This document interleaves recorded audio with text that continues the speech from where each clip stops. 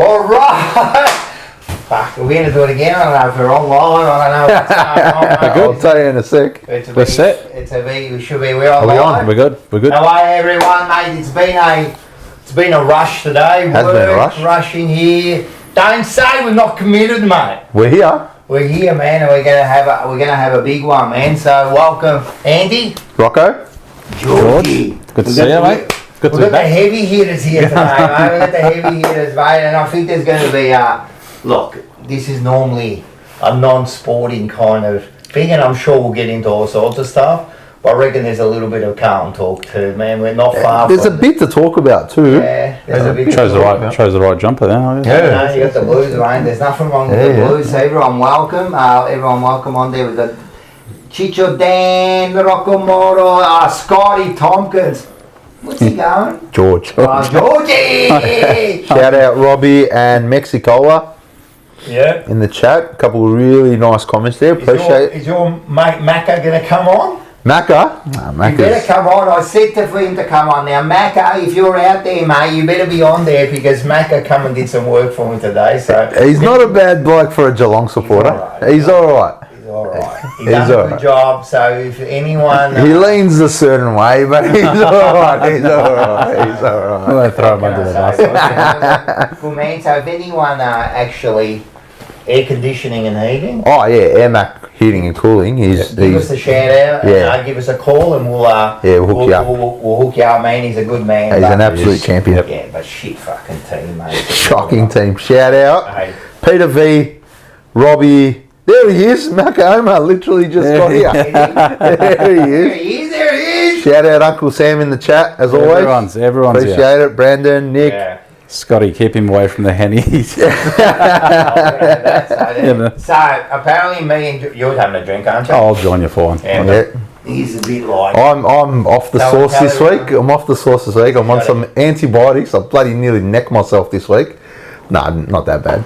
But I'm on antibiotics, can't drink. I just want to give a shout out while Rocco's doing that to the greatest drink in the world. I can't believe it. There's a bloody chocolate one. Chocolate Cocoa Bella coconut water. I'm going to say for the last 6 to 8 months, I've been obsessed with this drink. This drink has changed the way I perceive life and the world. Can I have a little?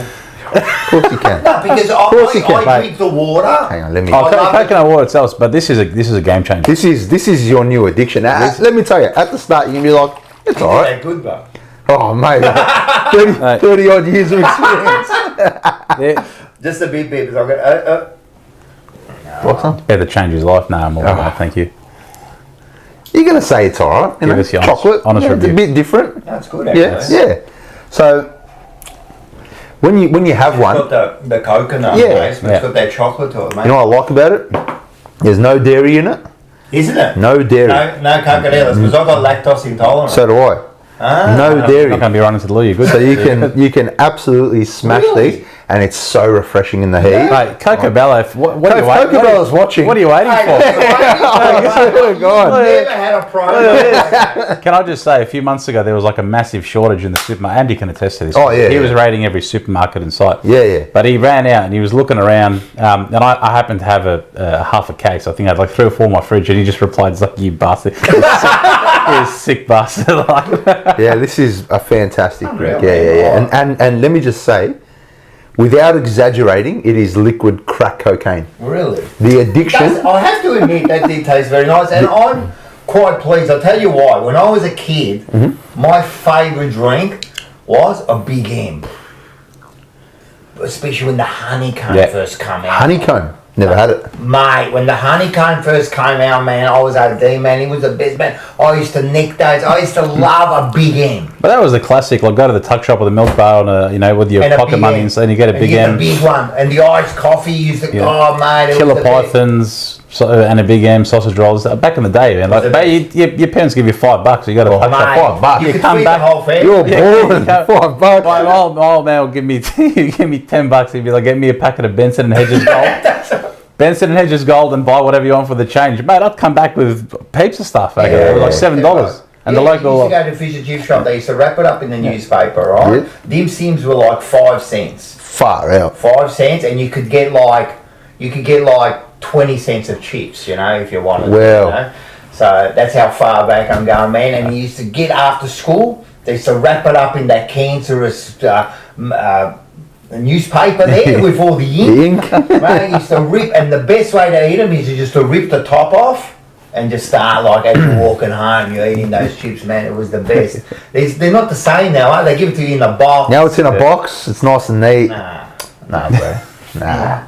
nah. So that's it, man. So that's good. We're gonna have a drink. You boys go hard. Shout out to everyone in the chat. It's funny you mentioned Big M. So the last time I had a Big M, I was walking out of my house and I have these cravings for a Big M every now and again, right? And you have to have it, and then you just the consequences. Yeah, you just cop the consequences. Right? You know, I'm walking. I jump out of my car. My missus was in her car behind me, and she reckons this was the funniest thing to see. I've stepped out of my car, and I've got a driveway that it's on a slope, and I'm walking down. I've got this Big M absolutely peaking life right now, right? This is great. So thank you, sir. I've opened my Big M. I'm smashing this Big M. My shirt's lifted up, my gut's hanging out. I'm just ripping into this Big M. Just a man. Nah, she was too busy dying, bro. Yeah, just a man enjoying life. Just a man enjoying life. Cheers, Salute. brother. Boys, Cheers, boys. cheers. Cheers. The big year ahead. Cheers, everyone. No shitting the pants, mate. To a premiership season. Yep.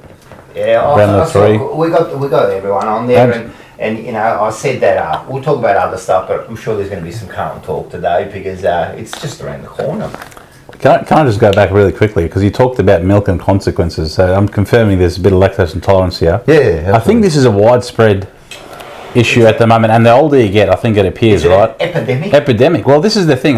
Just last week, right, I was at work, and one of my team members was going to get me a coffee. I usually get my own, but they're like, "Oh, you know, you're busy. We'll get you one.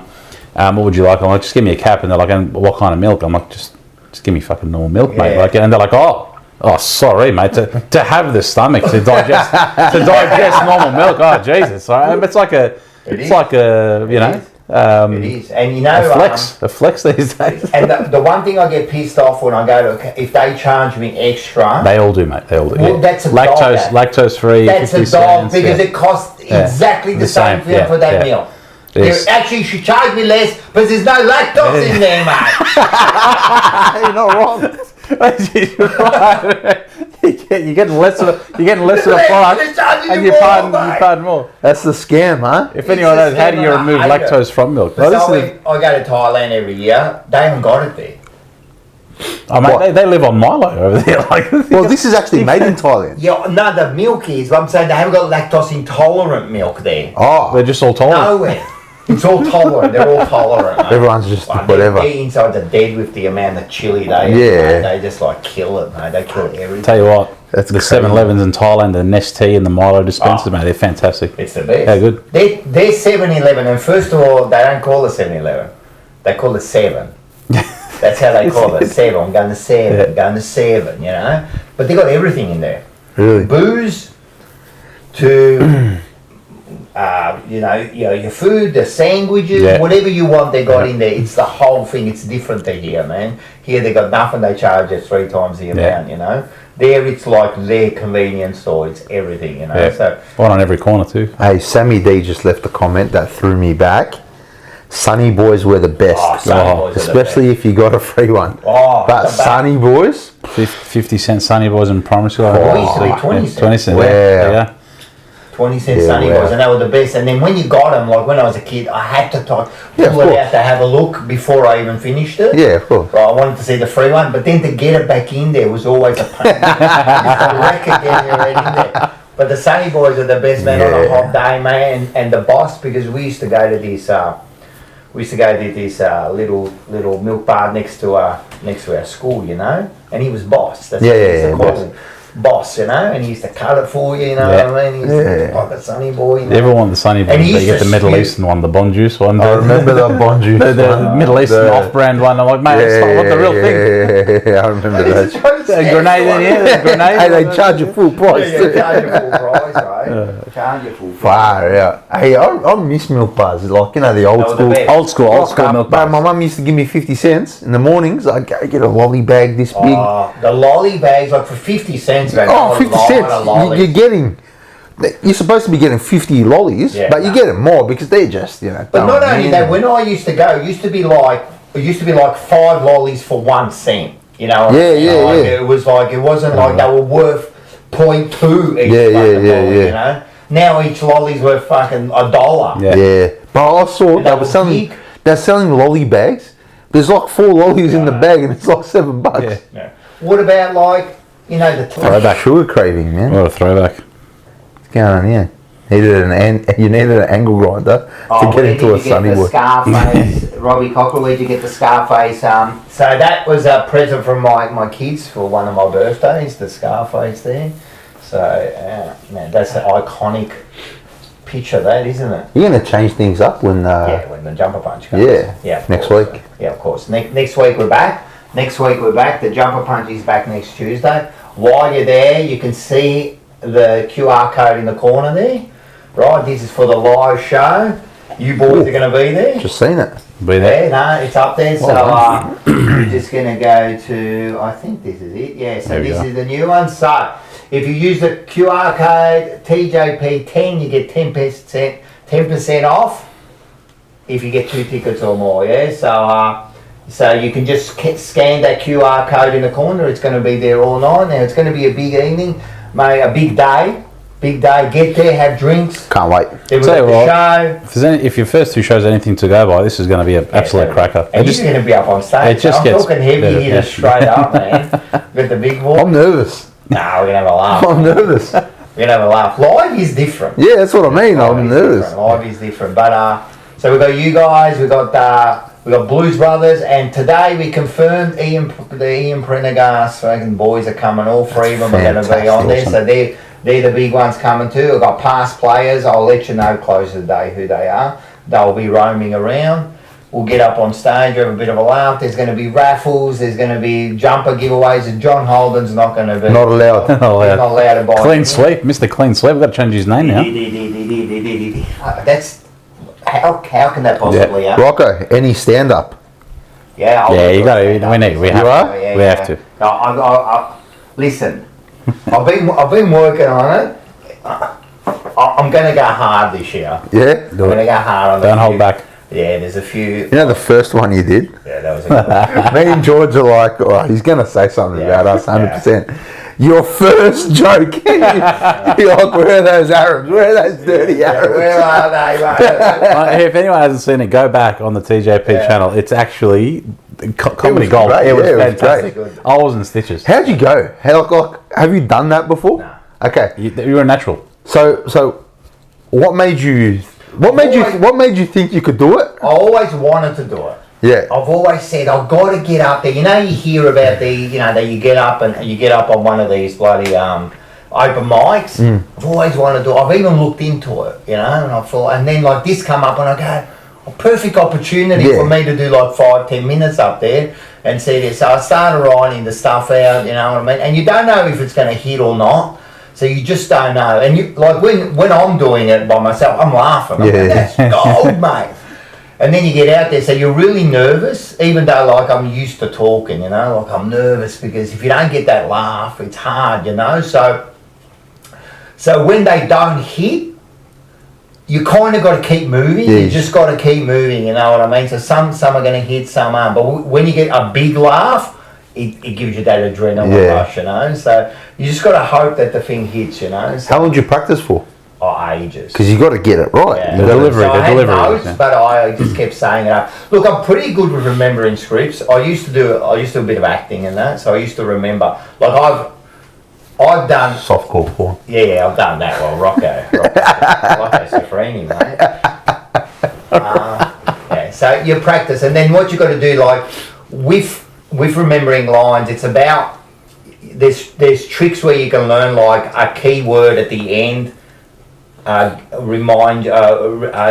helps you remember the next line. Okay. So if you get a keyword that reminds you of the next line, and it's pretty much just go over and over and over again. I still try to keep it a little bit like not scripted. Like I knew what I was saying, but just try to be like a little bit just free with it. But yeah, it's good. I'm telling you, man, it opens up the soul, man. I was about to say, how scared were you getting up there? It was bad. And then, when did you feel like, okay, I'm going to be all right, this is going to be all right? I think your joke. The first one? Yeah. How good was it? Joke. Yeah. Your joke hit. Your joke hit, because I can't remember what I said first. I said something quickly first. I welcomed everyone. Yeah. And then I thought, oh, welcome everyone. And hey, the bloody thing at the Monday, look at the Arabs over there. And then I started that. And then when that went a big laugh, it kind of like it started to roll into the next one and the next one. Well, laughter's infectious. Yeah. So once you get a couple people laughing, a few people laughing, right. it catches on. Yeah, that's right. And I think if you can be out there, just, you know, like you'd be a little bit like controversial, you know. Usually you'll get it, you know what I mean? Yeah. People like to be shocked, you know. Oh, that's funny. You know? I think this year I got a few good ones. There's a few people that did a few things this year that I think deserve. I like it. Nice. Getting out of this year. I like it. I like where it's going. So get down there. Make sure you can scan that right now, and you'll get on there. Put in the QR code. Put in the TJP 10, and you get your 10% off, man. And we'll have a ball, man. And I'm telling you, there'll be drinks. There's food. There's heaps of food. The food was good last time too. Oh, I had a ripper set up. Great. The next day's a day off. Yep, Labor Day. Is it Labor Day? It's not a day off for me, mate. It's a long weekend. I will say, the next day is my baby's due date. So I'm cutting it fine, but I'll be there. So hopefully, just next day. So, and I'll be off. Like it's like my last day of work is that Friday, so it's perfect. Yeah, it's perfect. So hopefully have a nice big enjoyable weekend. You just rock into the hospital. Yeah. I just want to give all the work. You just sit back there with a cigar. I just want to quickly say to my Uncle Sam, who I know is watching, he's in the chat. Can you please call Teta up, please? She just tried to call me. Tell her I'm not ignoring her. I'm doing something right now. My grandma just tried to call me. So please just let her know I'm recording. That was fucking great. Oh, that's right. Oh, man. Well, on the Carlton thing, right? All right, let's get into this. Because, man, the Charlie Kerner is having surgery, right? Yep. But isn't they just like they took out a screw or something? They're saying that they're taking out a screw or whatever, right? That's uncomfortable for him. Now, wouldn't he have told... I'm not a doctor, but wouldn't he have told them a few weeks ago, look, because he's done a lot of work to this knee. It's actually a bit concerning, the whole thing, you know, like continuous something. There's always something. Always a bit of a cleaner, now a screw, you know. Yeah. It's been interrupted this season, you know, like... It's a little bit concerning. Like, I don't expect transparency from the club on the injury front because we know, like, we haven't really got There's that. certain things that you don't need to know. You know, right. So again, I'm not a medical professional. Was it planned where we say, you know, he had a bit of a clean-up or arthroscope or whatever it was, and then you wait, and then they do this procedure. But like now, you're interrupting the pre-season a couple of times now, right? He was in a moon boot in October and November, and then you had the clean-up. Yeah. Look, if his knee, like the main thing is if the knee's fine and he's sound and ready to go, right, and the ankle as well. That's all I care about. You know, then something that's going to be affected. Yeah. And this is the call, like you're going to have to make closer to the. And I put the question to you guys in the chat. Round one, not dismissing Richmond, but you know they're going to have a really tough year. Noah Bolter's going to be out, who's probably someone that they needed to maybe swing down back. He's a big one. He's a big loss for them. Do you go in and say, you know what? Put him on ice that week. You have to. Come back round two. Hit it hard. You gotta. Yeah. We gotta be smart, man. It's a long year. Especially after the Hawks game last year. Of course. Like there was question marks going in, and we saw what happened. So I think you're not going to make that call. Move. Oh, absolutely was. It wasn't look right. You're not going to make that call now, but probably you tell him, hey, like you know. I reckon, from now. To me, like you don't like. Let's be serious. You don't play him until he's ready. Absolutely. How long Absolutely. Absolutely. Like really, if we're gonna we're gonna do that sort of move, bring him in, right, and he's gonna get injured again. Like last year with Sam Walsh all year. Like they keep saying he wasn't right. By the end of it, he missed, didn't he? Like, no, he played. He played the last game too. Yeah, he played, and to be honest, I think he looked better. So he went through this really. He started great. Through like a lean period. He started great, and then he went down, and he couldn't run. Yeah. He couldn't run. He couldn't hold his. Professional, man. He's just a star. Yeah, he's the ultimate professional. We've got to be real smart. Like, mate, it's a long year, man. And you know what? The last 2 seasons have proved that. Of course. Because 23, we looked dead and buried, and we came back. Yep. Last year, we looked home and hosed. Yeah. So we fell away. and we fell away dramatically. Yeah. So, no, if he's not ready, don't play him, and that's him, and get him ready. I don't care if it's Richmond. I don't care if it's Hawthorn the week after. If you zoom out, like I would, the guy's knee, after all the issues that he had, has to win back-to-back Coleman's to play as strongly as he did.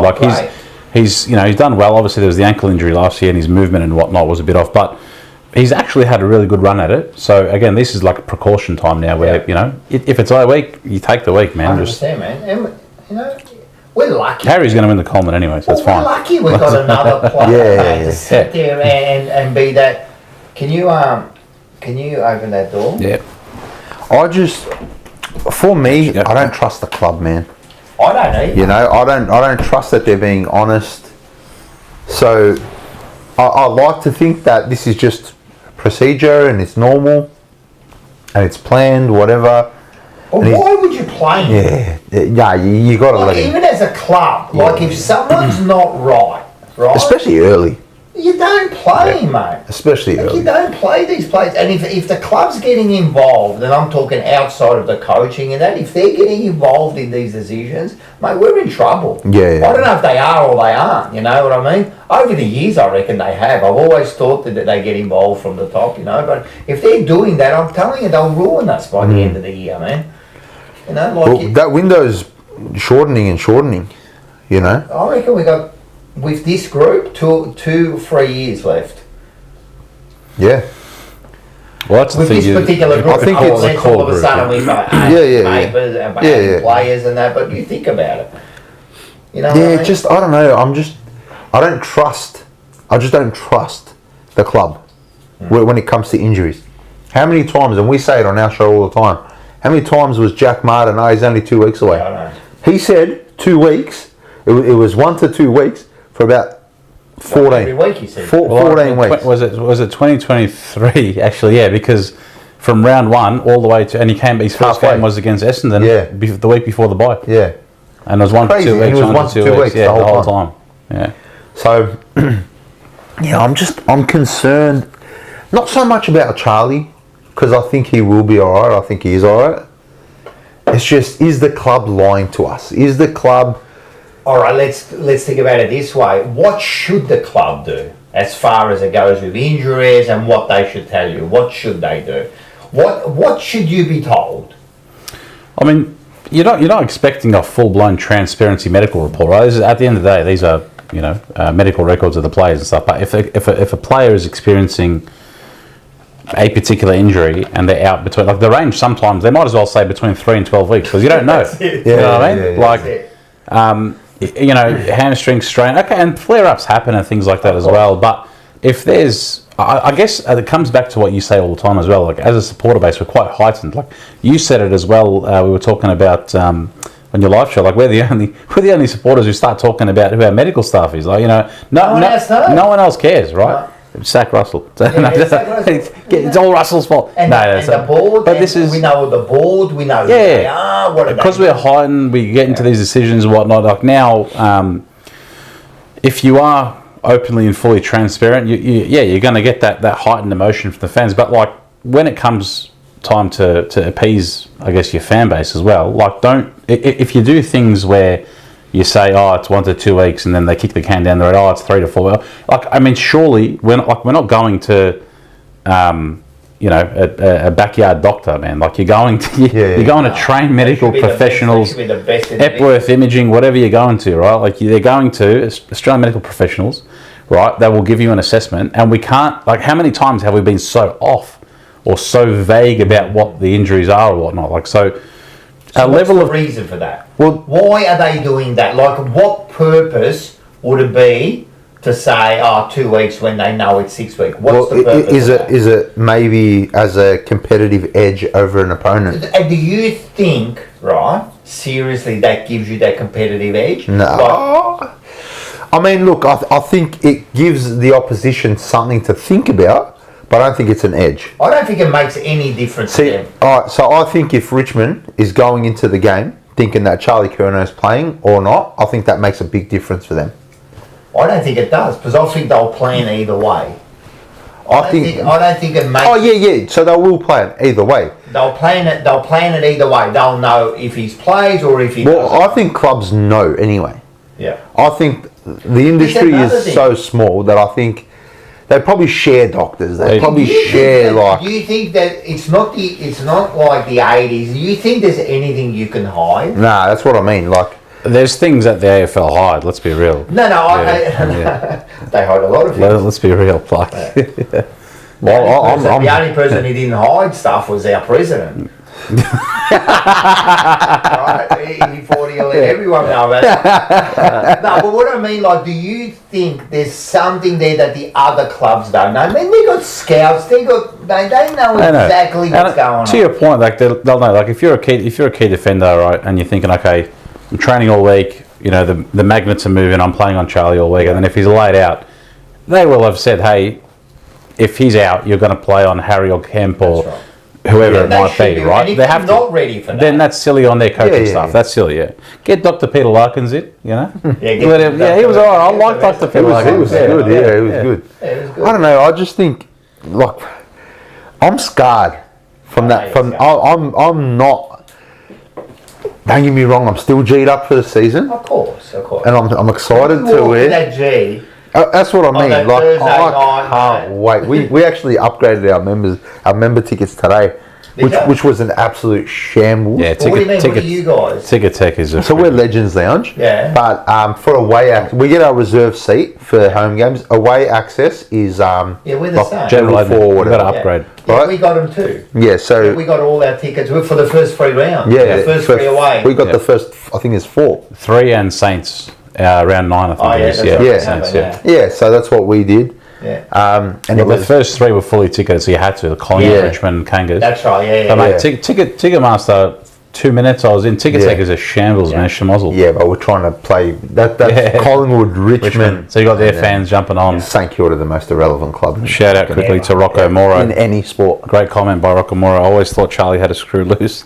Yeah, that's exactly right, man. That's exactly right, yeah. Oh, J-Baggers, round 1 is a bye anyway, fellas.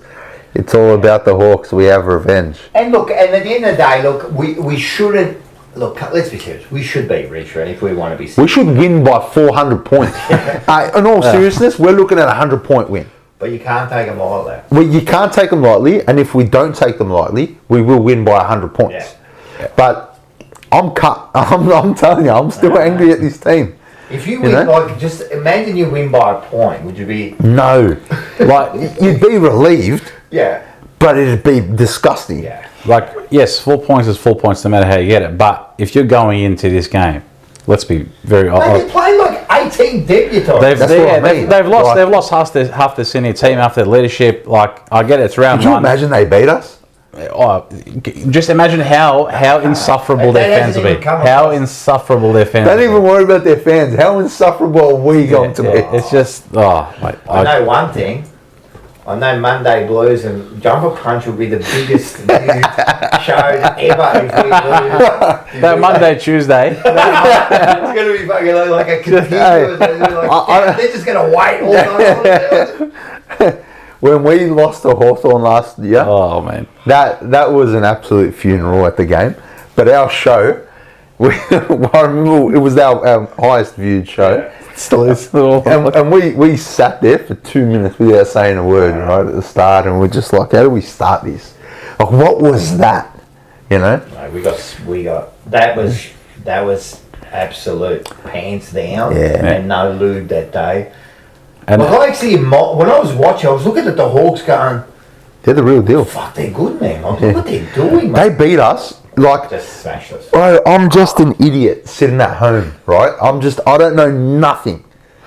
And they beat us in the exact way I thought they would beat us, in the exact same manner. Just by a little bit more than what I thought. Yeah. But I thought we'd put up a fight, and you can blame injuries. The game was done within the first 5 minutes. That was beyond injuries, That was beyond injuries. That's the run into the finals, mate. It was like we beat West Coast and Kangas. Yeah. You know, when you look at it. And Richmond was our last win before that. Yeah. I was looking at it and I was going, look, I was thinking about that, but I was also thinking, you know what? All that matters is that you get We're there. And then you see what happens, because you just don't know what's going to happen. But look, at the end, it did prove that we just like got over the line. We weren't good enough, you know what I mean? Because that Brisbane game was just 60-0. Yeah, I still can't believe that. It still seemed like a dream that day, that night. Just sitting there, man, just couldn't fucking believe it, man. That was like the worst, man. And I hope that bloody burns them. That's what I'm hoping. Because it burns me. They don't have to go back to the Gabba this year, so we had obviously the Gabba final in 2023, opening round, which was to return to the scene of the last game. That was probably could have been the best win of the year. It was, and to start the year like that, and it was literally the last game you played was incredible, and then to go back and dish up what we did, but that's our own fault. Yeah, selection. The selection. TDK was sub, wasn't it? TDK was sub. I think they're going to give him 7 years to make him sub again in the finals, probably. Well, Saints have offered him 12 mil, 7 years or 8 years or something. Who wants to play? I think there's been a thing where we offered them, I don't know how much, but it is a 7-year deal. Yeah. It's not going to be that much. 7 years, I think it's about 1.1, 1.2 a year. Mate, they can give him like fucking $100 million and I still wouldn't go there, man. Seriously. So that's my thing. Why would anyone want to leave that, the most, like, that monogram, right? You, like, imagine being associated with that and then going to a club like St Kilda. You know what, look, for me, money, of course it's important. Let's not be stupid. Oh no, money means something, right? Of course it does, right? It doesn't. I believe if you're not happy without money, you'll never be happy with money. You have to be like, content within yourself and all that, and then money can help. But then it gets to a point with money where how much do you need? Like, or just say he gets like, what was it, 12 million? I think they were talking about in the north of 1.6, 1.7 a year so with them. So you get 7 million for 7 years, right? There's a big jump there. I know, but that's your family set. That's everything set. But 7 million is family set. Yeah, but imagine what 12 could do. Yeah, but see, now you're saying about money, but you don't need all that, man. Well, you don't need depending all that. on, so his agent, this is where his agent's got to come in, and he plays a really important role, and his family and his support system, right? Like, so to your point, it's a huge amount of wealth and money, right? So it's about then his family and his agent's responsibility to say, okay, how are we going to invest that? What are you going to do with it, right? So he might have lofty ambitions of, I don't know, a lot of footballers do wine, bars, restaurants, clubs, things like that. And that's the thing. Like they might say to him, look, you're at Carlton. Look how Orazio spoke about being at the club the other day. There was a bit of a media clip at the club talking about, he goes, within 2 weeks or within a week of coming here, he's like, I knew I never wanted to be anywhere else. And no disrespect to my other 2 clubs, but I've never felt like this about a football club. So to TDK, growing up around this core group and these players, and he always speaks about how, this is home and whatnot. You have that security, you have that core playing group that you firmly believe that you're going to go in together and win big things together. And allegedly a few players have, foregoed a little bit of salary to stay together, to keep this unit together. Yeah, which really successful clubs over time have done that. Your Cats, your Hawks and whatnot. So then it's up to, obviously, his agent, his family to say, okay, well, this is what our plan's going to be. Because in this country, let's be honest. 7 mil, what do we do for the future? In this country, to be perfectly honest, financial acumen isn't taught in schools, right? It's not taught at all, right? I've always said that should be the first thing that should be taught. So you graduate high school or whatever, you finish, you go out into the big bad world. And I look at some of the mates I grew up with, or friends and acquaintances and family, when they're 18, mate, Friday, Saturday, Sunday, you blow your paycheck, you're out, you this, that, and then what happens? The Aussie dream, I've got to go to Europe, so I'm going to use all my money that I work with to go to Europe. I might get a personal loan to fund the difference, and then you're back at square one, you're 24 years old, can't buy a house, so the financial acumen is not taught from a young age. And if you go, and if you don't have that support system around you, or your parents or your family, like if my dad didn't set me up straight from when I was 14 and 9 months, so you got to get a job this month, you give me half your pay every single pay cycle. When you're 18, I'll give it back to you and you're going to buy a place, all that kind of stuff. So if you don't have that, and now from his agent and his family to say, this is what we're going to do to set you up, the money doesn't matter then, because you can get 12 million, you can piss it down the drain. You blow it all. So it doesn't matter how much you earn, it's about what you do with it, how much you save. And this is what I mean, I know 5 mil extra is a lot of money, don't get me wrong, but we're not talking about 50 grand that you're earning and you earn 100 grand or 150 grand. Then you go, well, that's big because you're at the lower end. 7 million, take away the tax and that, you're going to take home, let's say 5 mil, right, by the end of the 7 years. Mate, you can't set yourself up for $5 million. Are you serious? Where people are living like check by check, and you can't set yourself up. As long as you think about it, as long as you've got a house, maybe investment property, you can do stuff with that money. And then he's got opportunity to earn more money. Because then you've got private sponsorships, you can start businesses and that. You got to think about it. You go to St Kilda or you stay at Carlton, win a flag. Imagine winning a flag at Carlton, how much it's worth. See, here's my thing, right? I'm very big on loyalty. Personally, that's the other thing, right? For me, loyalty is everything. And if money is dictating your loyalty, you're not a good person. Oh, very good, Scotty. That's my thing. Your mic was off. Yeah, nice on you, Scotty. There we go. From over there. So for me, if money's if money's dictating your loyalty, then you're not a good bloke. That's honestly how I feel. Do you think loyalty means anything in modern AFL? Do you think there's... Not as much. Yeah. There's got to be a little bit of it. Yeah. There's got to be a little bit of it. It's a big offer. Yeah. And you see it year in, year out. First of all, is it true? That's the first thing, right? Everyone's throwing around 12 mil. Well, we're talking as if it is. Right? We're talking as 12 as if it is. And what do you reckon Carlton earn him? 7? I'd say 8. I reckon he's on about 1 point. 8 mil, so you're missing out on 4 mil. You know what I mean? You take away the difference but it's not 4 mil, because then you take away the tax, you know what I mean? The difference is the opportunities, the outside of club opportunities, the brown paper bags. Now, the outside of footy opportunities that, and I'm not comparing what Carlton's off-field or St Kilda's off-team can do, but I would dare say that the off-field Carlton networking and opportunities could provide greater reach than what St Kilda's can, right? Let's be real, not just sponsors, opportunities, networking, what you can probably get at Carlton, being as one of the biggest, there's a lot of financial backers, season ticket holders, and really, high profile supporters and backers of the club. You're not telling me that some of them can't look after him after his career? I reckon. There's got to be something, Like, mate, I'm telling you, I reckon you give him 5, because then, alright, so how old is he?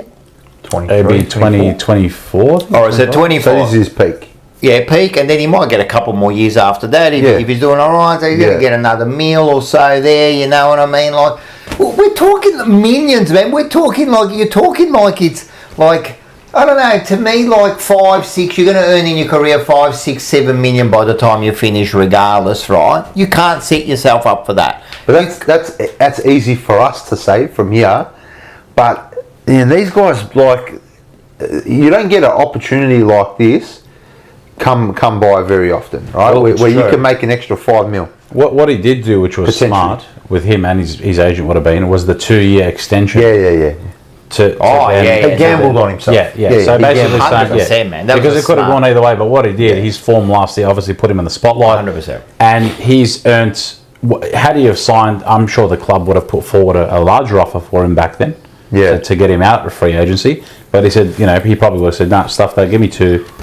we'll talk again. And that would have, I would dare say, that was a great. That would have netted him an extra $1 million or $2 million from our club. Yeah, 100%. So we can technically match the bid. If he decides to take it, we can technically match it because he's still like a Yeah, restricted it's a- free I agent or think something. I don't get whatever that the works. You're right. Right, Yeah. but you got to think. Oh man, look, maybe I'm talking a bit biased because I want him to stay at Carlton. You know what I'm saying? So I'm trying to sell it and saying this is what you should do. But if you are just going for the money, well, I'm telling you, like. It's not good, man. It's not good. Like, are you gonna are you looking at success too? Like, you would have to sit there and go. There's two things, like you said. First of all, your mates, right? But then they would understand if he had to leave, right? Yeah. But then you would talk success, and when you look at the two teams, I mean, it's a fairly good team, Carlton, at the end of the day. Absolutely. You know what I mean? Like, do you guys think if he leaves next season, do you guys think we can win one without him? In the next 2 years? Of course, because you'll grab someone else will come up. Like, he's great. See, I disagree with you. You don't think we can win? I don't think we can win if he goes. Nah, you just get another. I don't think there's anyone like him. Maybe. I just look at premiership teams, and most have had a pretty decent ruckman, but some have had get by. Yeah, but get by without him. I don't think he's a normal ruckman though. Like what he does with his body and he's extra he's chasing. He's like having another midfielder. You get another one to do that. At that who? But I don't know. I don't think there's anybody in the league who can do that. Maybe yes, maybe no. I don't know. Like I still reckon if you think like that, to me, like you just move on to the next person. You have to. You adjust. Your playing the way. You have don't get me wrong. I think he's great. Yeah. I think he's our most important. The things he does. Are very, very important. He rucks. He runs. Like you said, he tackles. He can kick a goal. He can take a mark. Carlton potentially, as part of the offer, have pitched to him that we're going to go hard for Sam for your brother to bring him to the club. Well, it has to be. I think that's a non-negotiable. I thought they should have gone for him to this year. Well, apparently we did. Oh, yeah. And apparently Geelong knew that he was going, or he had interest in going, and they sat him down for the last few weeks and told him, "No, you're under contract." So I still think if TDK that's a dog stays, by them too. Now I hate Macca more. Stop you, man. He said, that's true. That's a dog of an A. Hey, I'll tell you what. I actually watched the Geelong practice match yesterday. They look good, man. I know they always look good. I know it's just a practice match, but they just look different, man. And they got Bailey Smith in there now. Yeah, no. Tommy Atkins looks like an absolute beast. No, they picked up some good players, and they got. Did Martin play? No, I didn't see him. No, he doesn't play. He doesn't play. So I don't know. We'll see how he goes. I'm worried. I'm genuinely worried. I've never really cared about losing a player. Like, you know what I mean? You don't want to lose a player like TDK. And I said this on our show. Well, early on in our show, I was saying TDK is. You can't worry about it. He's the most important player on our list. All you can do is this, right? As far as a team goes, as far as a supporter base is, you know what? You got an offer. This is our offer. What do you want to do? Yeah, of course. If you want to go, you want to go, man. You don't want to be part of the team. That's it, man. I just want to make sure that we're putting our best foot forward in making sure he stays. I don't want another Eddie Betsy show. Nah, they know how valuable I hope so. Nah, they do. I hope so. Because they do. But you've also got to do your due diligence, right? And you've also got to think like you can't afford to give him 12 mil. No. That's just stupid, man. Like you can't. And to tell you the truth, for St Kilda to do it is actually a dumb move. It is. Look at one player. TDK isn't doing shit for them. Like they just haven't not got with everything else. No. This is what I mean. They need a lot more going on, and they got a shit coach. Yeah. Right? But based on the list profile and the salary cap, I'm not too sure. I know the salary cap's gone up, but don't you have to meet a certain threshold? You have to pay a certain amount of the salary cap. 95%, I think it is. So if they would have based their player contract situation, and said, well, we've got to fork out a bit of cash here. Let's just, And they had, because over the last few years, they've had the money, because that's why they've been going for these big same names. as North. That's why North are overpaying some they can players that pay, wouldn't get half the amount anyway. But you've got to be real careful, like, look, I don't know how all this works, but you got to be real careful because they back front loader, back loader, whatever, and then by the end of it, you got to be real careful, So if they front loader where they pay him big, and then that's what they did with Jack Martin. Yeah. Then you can afford to do it. Then you get other players, you know what I mean, and then they start to play better, and then you got to pay. Oh man, it's a tough. I reckon it's a tough. And that's why there's a lot of like you look at your Collingwood who've had to flog off your Grundys and the like and Treloar and whatnot because they've made some decisions where they couldn't financially. It wasn't viable. Yeah, no. Well, you got to look at like another thing too. If he does leave for money, Gary Ablett Jr., he went to Gold Coast for the coin, but he was successful already. Yeah, he already won a flag. Yeah, you know what I mean. So that's a bit still there. He ended up coming back though. He ended up coming back. No matter. I know he signed the contract extension up there, but was he happy? Do you reckon he was happy? He did it for money. Yeah, he did 100% money, and that was it. And that's fair enough. You know what I mean? If he does that, that's fair enough. It's your choice. Yeah. It's like in this situation, like you can't really blame him. No, I don't. Like for accepting. What about that Buddy? Kind of Buddy did the same. Yeah, of course, but premiership. He already won. Yeah. Well, what, 2, I think, or one? Two. I think he had 2. I think he had 2. Yeah, he had 2 already. Of course, you're going to go for like that sort of money. No, he had 1. No, because then Hawthorn won. Because they lost to Sydney, and then he had a premiership. Yeah. I could be wrong. Yeah. I reckon he had 2, but it doesn't matter. But he was successful. So was Gary Ablett. They went over there. They offered him the big money. But then you go like, how much was Geelong offering him at the time? Like he got what did he get? Like $5 million for 5 years at the time. It was that was massive. Geelong was probably paying him like half of that. Yeah, it's a bit different. You know what I mean? Now, when you get to like 7, 8 mil, you're already getting in your pocket. This is what I mean. It's not like you're getting 1 mil to 7 mil. Yeah. You're getting like either 7 or 8 mil to 12 mil. All right, I know 4 mil's a lot. Don't get me wrong, but it's not when you got 8 in your hand. I'll get you. You know what I mean? It's not like you got if you got nothing. Then you go, all right, that's a lot of money. 4 mils, like you're talking about, like you're talking 4 mil with nothing on the table. Yeah. But if I put 8 there. Yeah. And then I go, oh, look, I'll give you another 4, but you got to go and pay for those mama looks over there for the next 5 years, right? And be an absolute like disaster. Just waste your and you career. go, oh, I don't know, man. I don't know. Like as much as the money means something, I love playing footy too. You know what I mean? Isn't that part of the whole thing too? Yeah. For me, it's I don't care how much money. It's St Kilda. It is. For me, at the end of the day, it's that piece of shit club. They're nothing. They're always going to be nothing. They're just irrelevant. They are. I'll call them irrelevant FC. They are just the most irrelevant football side. When someone goes, I'm a St Kilda supporter. Why? What's going on? Like, what happened? Are you alright? Like, are you okay? How? Yeah. What your dad force you? Yeah, it was like. What is a bit scary is that the drought,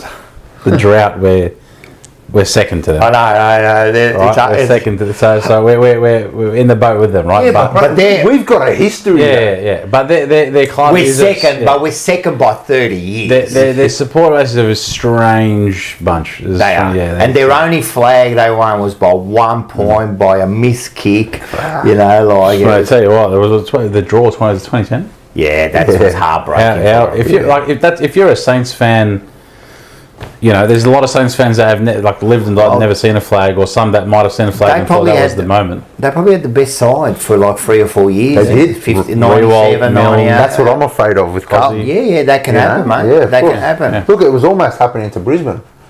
It would have. If they would have missed it, I mean, their chances, I think they would have dropped hard this year. But they've actually got a new leg now. That's that. They we can do it. This is what it takes. But St Kilda, I remember those when they lost to Collingwood. I mean, trust me, I was Barry from St Kilda. Yeah, of course. You have to. Yeah. And that ball that bounced with Milne. Stevie Milne. I still think he could have got there.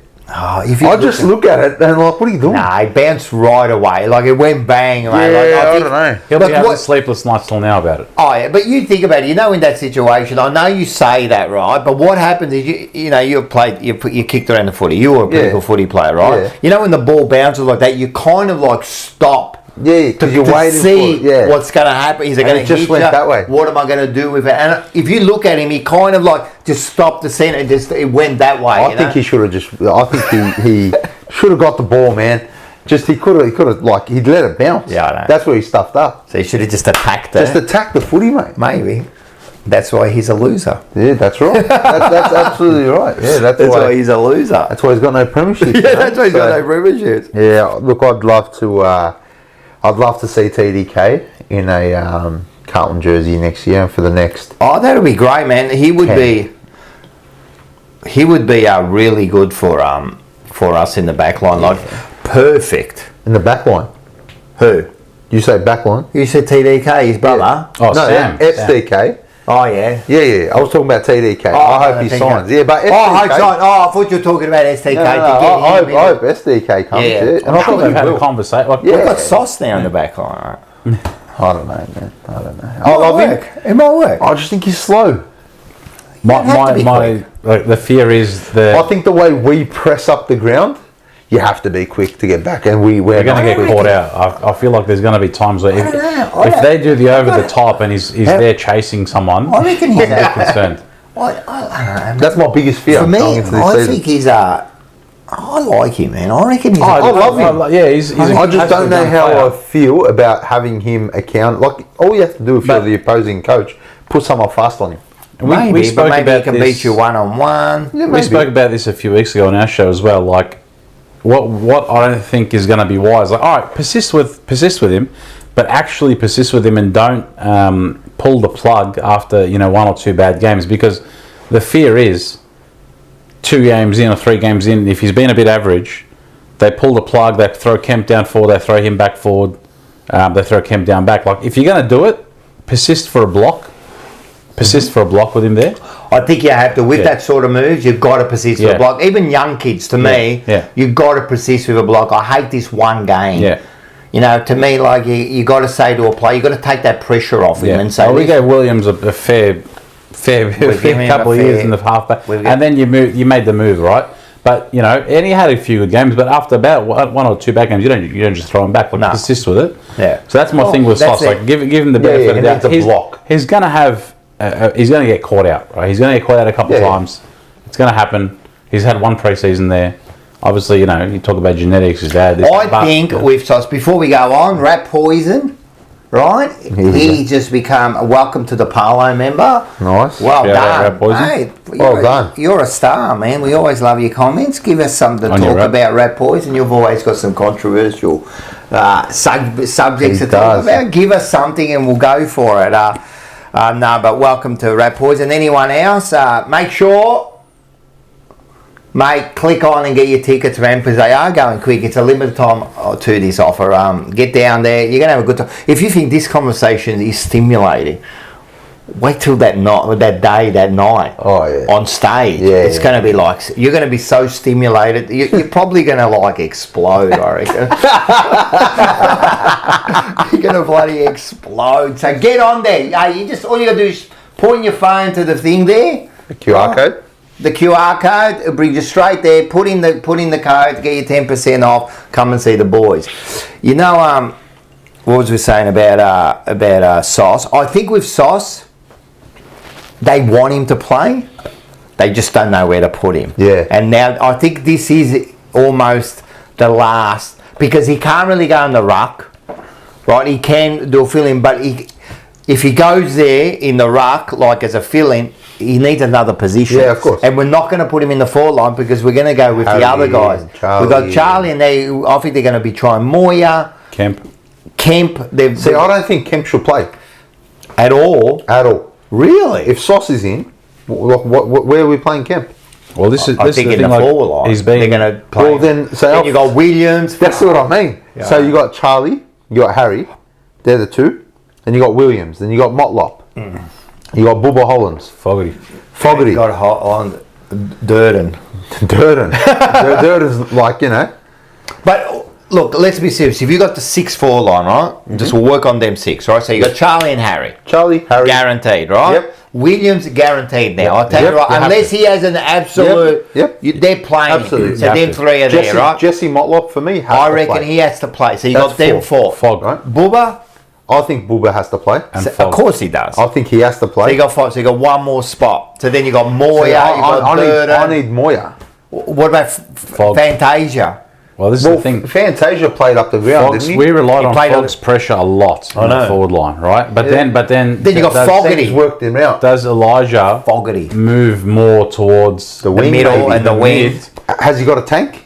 or does he go in the mid to replace those Kennedy minutes a little bit and help Hewitt out and Cripper and Walsh out in the midfield? Maybe. But then you've got Jagger Smith. That'll be Bubba's job to go in the midfield for sure. And Ollie's playing in the back line now. So we've got that free wing. So is you that got the Doherty? Is that Doherty? I think Doherty's going to be. He's going to be used a lot.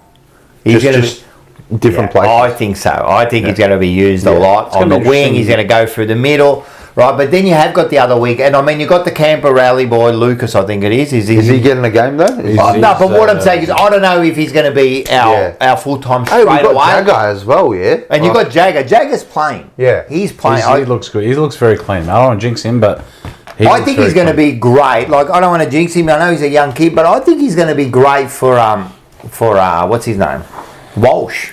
So do I. I think he's going to be. I'm telling you, him and Thing are going to start working because you got Walsh, you got Cripper, and all that. But now you got this Jagger and Walsh, kind of like almost not the same age, but they're both young. You know what I mean? And they can really. And what I loved about Jagger, like not only is he an accumulator, he demands the footy. Yeah. So he gets the ball. He demands it. Well, he gets a lot of the ball. That's all you want, man. And do you guys think Cotters gets a game? I think Cotters, like if you got all that list, does Cotters get a game? No. Over Akers and so you got Akers is guaranteed on one wing. Akers will play on the wing. I reckon Doc will probably play on the wing. So do you get Cotters and then Doc are gonna just rotating through. Yeah, look, he does all right too, man. He's like a goer, man. See, but then you got Cooper Lord. Yeah. Right. I want to play Cooper. You got Binns. These boys did really well when they were given a chance. You don't want them to just, I reckon Cooper will fuck it. All of a sudden, then there's a lot. This is what happens every year. Of midfield. This is what happens, and then we're looking at it and we're going, "He's shit. Why is he playing? Why is he playing?" This is the thing. Two questions. Do we overhype our list? Like of course we do a lot, but then you look at the really successful sides who've got really good players in depth, right? And then other teams who look at our, players that we think are freaking guns or emerging, and they'd be like, they wouldn't even get a spot now. That's right. So that's the trap. I think this is simple, right? We've got a good core of players, right? But those other players we've just named now? Yeah. Cooper Lord and Bada Bing and Bada Boom over there, and they got a lift. Like we're talking but at the moment they're all bananas. They've all got potential. If they lift at 20%, right? Yes, all of a sudden they're all going. But at the moment, really, like Cooper Lord, he looked all right. For what did he play? One game or two games? 2 games. He looked all right. Yeah. But I need to see it. I need to see some work out of you. You know what I mean? He looked all right. Moya looked all right for a game there or two. Yeah, he looked all right. He looked good. But I need more from you. Yeah, but they've got to have the opportunity. No. What I'm saying. So where does that come from now? No. You give them the opportunity. Yeah, but who for who? And this is the problem. Someone like the Cooper Lord really excites me because I love the way he went about it. I love it. You've got one of his best mates in Jagger getting drafted. And hopefully that mentally takes you to the next. I want to play with him. I want to play with my best mate. But is the Cooper Lord the replacement for maybe the Kennedy? Because he was that kind of hard ball getter, you know what I mean? Yeah. I just think we've got a lot of talent, but our problem has always been the passengers. So we got Nick. Who's that? Liberata. Oh yeah. Well, you're a bloody cunt. When does Unfiltered start? Yeah, we are gonna. How unfiltered do you want to be? We got Seba in there. Don't get your hopes. Seba's just been shitting on Carlton for the last 5 minutes. He shits. He always shits on Carlton because with Seba, I'll tell you something about Seba, right? he likes to be controversial. He's got no idea about the game. He's hopeless. I'm telling you, I never take anything he says seriously. He just wants to come on and start controversial, right? But I've seen him at the games, right?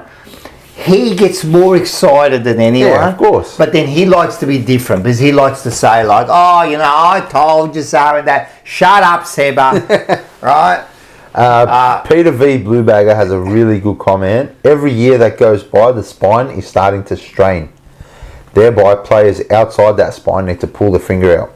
And that's what we're saying. Yeah, that's true. Like, you know, and you know what's That's what funny? I'm saying. These other players do have to lift another 20% or else. Halfway through 2023, when things were bad, Yeah. I sat down and I went through the list. Yeah. And I was like, sack him, sack him, sack him, sack him. Useless. I was sacking the whole team. Yeah, I know. You actually said it live. Yeah, I was fucking sack them all. Fucking get rid of them all. Leave Cripps, leave Walsh, sack the rest. But we were justified in saying Yeah, that. yeah. And you know what? This is kind of the merry-go-round of having your opinion be put on camera on the internet, because it always comes back to bite. And look, we always want the best for the club. Yeah, of course. Because we love the club. But we're going to have wrong opinions. We're going to have horrible opinions. We're going to get some right. We're going to get a lot wrong. But that's everybody, Andy. Yeah, of course. But we're just ballsy enough to put on camera. We put it out there so it really ballsy or stands dumb, out. however you want to put it. That's it. That's true. A bit dumb at times. A bit dumb at times. Hey, that Essendon game that night, that 2023 one, mate. Is that when you He started? had the bottle of Hennessy. Is that the first episode? No. No, it was about 2 months in. Oh, yeah. Yeah. Because it was, mate, about 2 months in. Had the So bottle of Hennessy. It was a Sunday night game. Yeah. And we used to record on a Sunday and post it on the Monday. Yeah. And we came home and there was issues with the recording. There was about an hour before we could actually start doing it. By that time, he's had a fair bit of Hennessy, right? And we ended up starting like 12:30, midnight. 1 o'clock.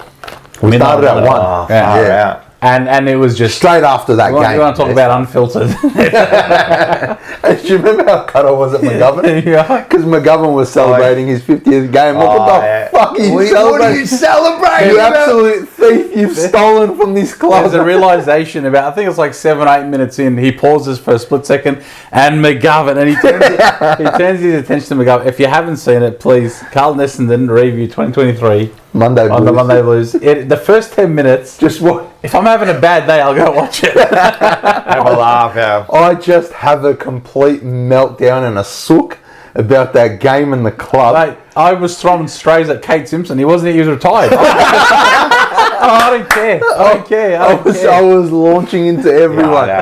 And then after all that, I'm like, but you know what? What if we win the next 13 games? He said it. He said it. He goes, what if we win the next? Well, And that's the hope you always got, you know what I mean? And as much as you can say, like with sport, it's funny. Like I know it's a stupid saying to say, but it is funny because to me, a lot of it's above the shoulders, right? And I believe when you get a bit of confidence in that, it does, and that's what happened that year.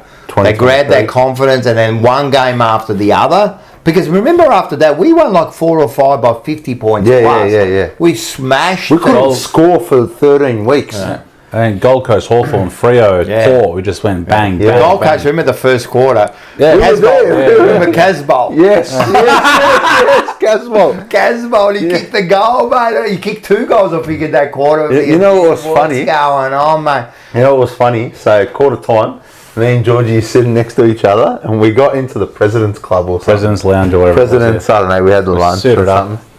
And we're all suited up, just watching this like dickheads in suits at the footy, right? Yeah. And we're getting absolutely obliterated at quarter time. Like, fucking, what's this? You know, this is rubbish. This is rubbish. Then we had that second quarter, and I think we hit the 9 front. goals. Yeah, we hit the front. And I remember posting on my Instagram story at halftime, booking my grand final as a joke. And We almost did. We almost did. We almost did, man. That run was amazing. Yeah. The peak of my actual life. The run leading up to the Melbourne final was next level. But even the Geelong, that first quarter, mate. Geelong, Brisbane, that first quarter. Man, we were on our way, man. We were on our way. Ask George how I was. Yeah. I was like, we kicked the first three goals or whatever, everyone around me is losing it. 5. But when we kick the first 3, everyone's losing it. Andy was in his seat. Andy was I wasn't moving. I wasn't celebrating. Where did you watch it? We at the Gabba. You went to the game. We went to the game, and I'm everyone's losing it, and I'm like, nah. Kick the 4th, I was like, oh my god. Yeah. We kicked the 5th, I was there. I was at the G. Yeah. I was at the G, and then it all just Hipwood's goal. yeah. When you look at it, like I actually, when I seen that goal, oh man, I know it was only like 1 goal. It was 1-5 at that stage. It kind of like got me, and we were at Princess Park there watching it there, you know, and I had all, you know, everyone's around, man, Rocco, you know, and then they were going, you know, and then a quarter time, and I'm going, man, we just. All we got to do is win. I want to win the next quarter. Yeah. Like, let's win the next quarter, and then maybe on it. And I had this feeling. I didn't like that Hipwood goal. Yeah. I didn't like it. We didn't need it, you know. And then then it fell apart. Yeah, just they were missing. Chera misses that goal on the run, and them. And I remember like all of them, you know. But that was 2 years ago. I've never watched that game back. No, I don't watch losing games. I've never watched. I watched the first quarter, and I stopped. Yeah, I've watched the first like 10-15 minutes. I watched until I think it was the Charlie kicked the 5th one or whatnot, but or Doc, but I stopped. I've never watched it. No, I don't watch it because I can't. I can't watch a losing game. I cannot watch it. Like they reckon that Collingwood, the one, you know, that game we lost to Collingwood in the end of the year 22 or whatever it was. Oh, around 23. That one there, they reckon that's one of the best games. Like that was the best game for the season. Everything, man. I can't. There's no way I can. Why would you watch that? No chance. Because it was like you're right. There was a lot of back and forth, We hit the lead. They hit the lead. We hit the lead, and we thought we were home and hose. And then we won't talk about the rest. But I've still yet to see that one. That's true. Rat Porter did make a good point. He said, "Look, I'm not going to say anything during the season, but Carlton is deficient in their foot skills. Yep. And I think it might hold them back. Blues should be aiming for top 4. Aiming for top 4. Of course we could. And he's probably right. That's been one of our issues. Our skills aren't up to it at top. Hey, low-key, Seba's going crazy in the chat. No, but Seba does it. Seba does it just to stir up. Shout out Morris in the chat. Everyone asked Andy about the flag in his shop. Did I tell you about the flag story? No. So, Carlton flag? Got a Carlton flag in my shop. So, Morris got it for me the prelim week. Right? I put it up. We lost the prelim. Alright? Season finished, whatever. I took it down, all that. Halfway through the season, halfway through the season last year, I put it up. Oh, and then we finished, put it up. You know what game? The GWS game. Oh, alright. And we've actually tied it up at quarter time. We had it up at quarter time. And the season went down. That flag, it's still up. Don't do it. So you don't drink, you don't put up the flag. Right? None of this shit, mate. I don't want to hear it. Yeah. Far out. You know what? The more we talk about it, the more G'd up I'm getting. Look, I'm excited, and you know, like what could happen. Do you like their chicken? They're good.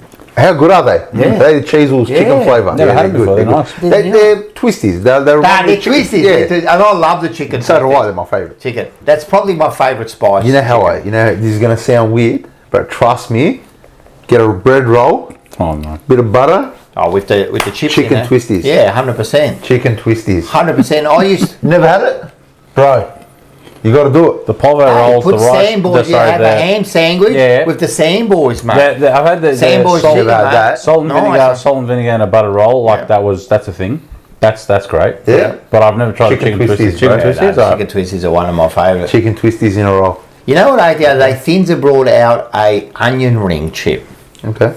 Mate. Yeah. Like I loved it. I wanted to get them for tonight, but they didn't have any left. I'm a chip guy. I love chips. Yeah, I love chips. Yeah. I don't think they're good for you and that, but nothing's good for you, man. There's a lot. I know, but if you get a bag, you just clean them up. Yeah, easy. Yeah, I know. It's gone down that direction there.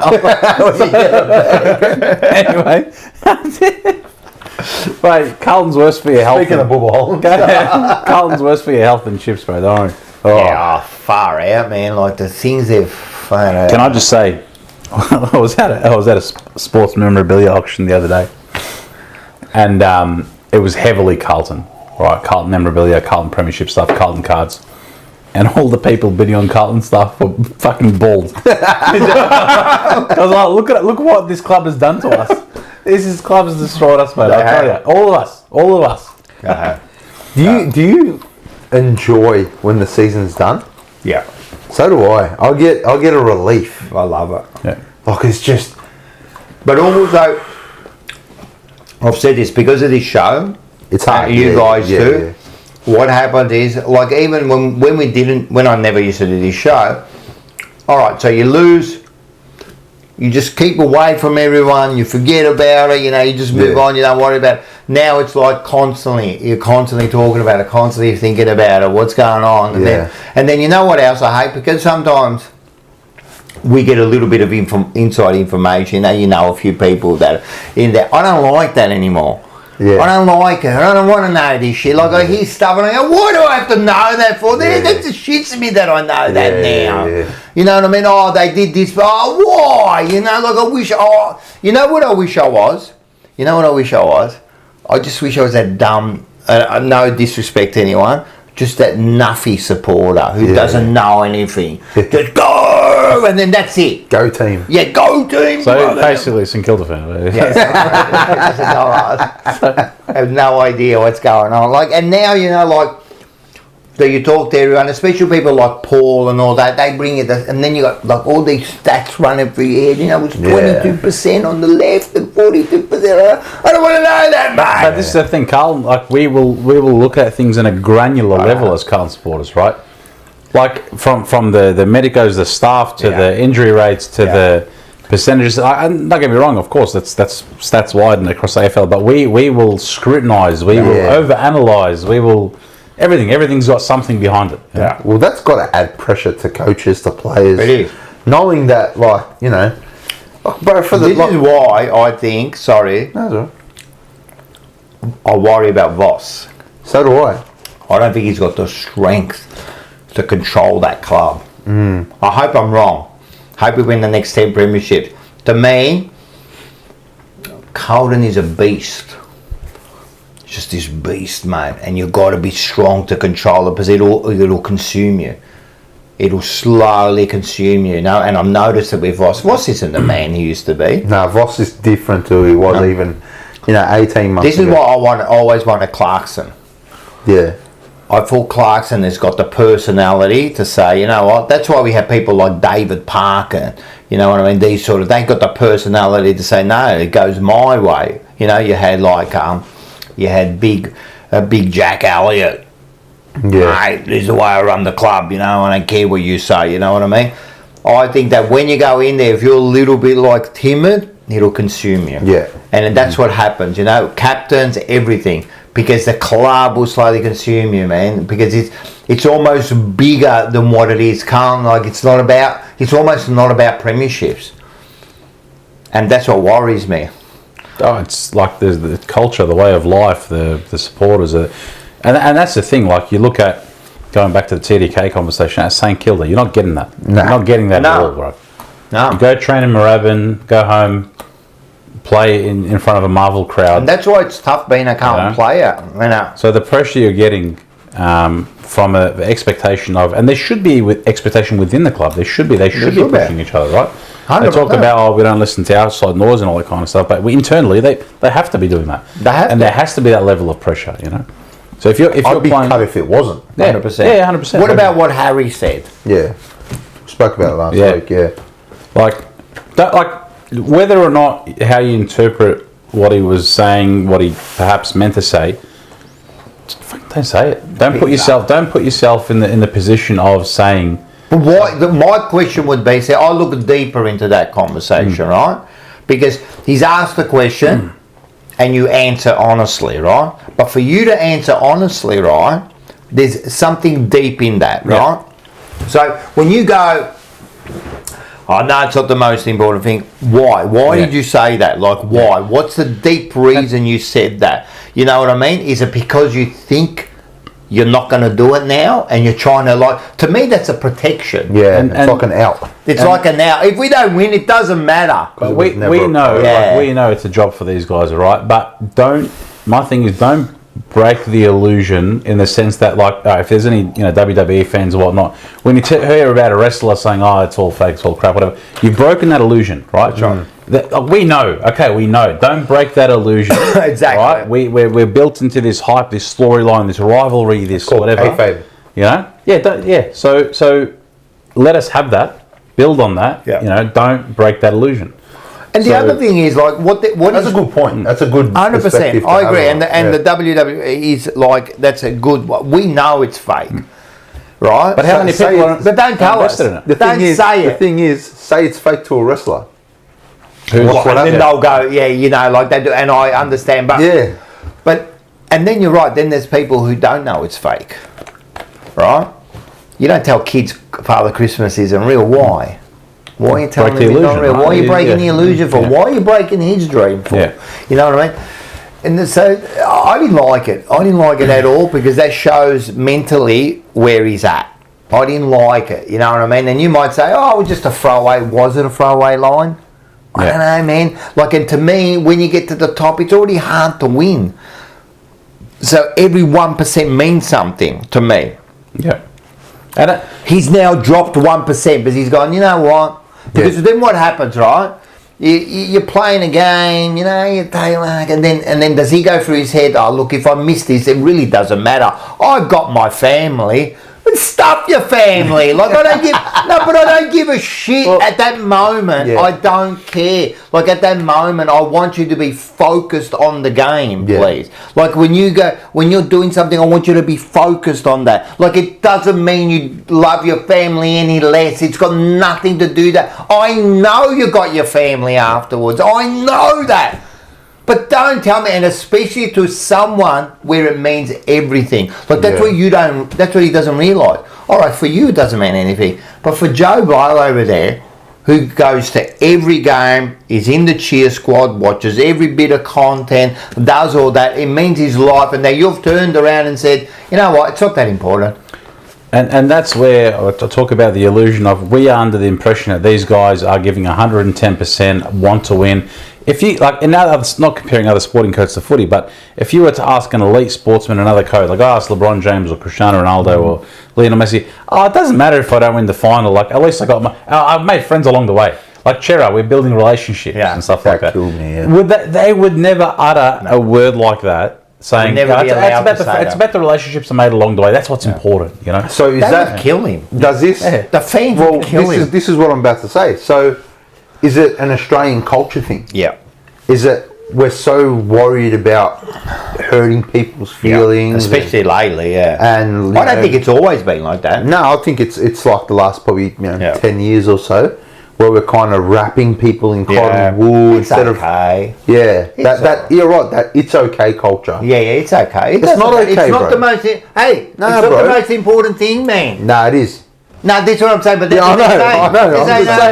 I'm just saying it is. It's okay if you miss that goal. It is. Say that to the bloke that's working, his 50-hour weeks, paying for his membership every year, and then going. And going, and then rushing to the game. That's time that he's not spending with his family. I've spent exactly right. They don't understand the time, and the commitment, not just financial, right? The times. I've met a lot of Carlton fans over the off season. Some from regional South Australia, who'd be like, "Oh man, I wish I could. I get down to the games once or twice a year, and we get there like 2 hours early, and we go to the fence to catch a glimpse of Charlie or catch a glimpse of Harry."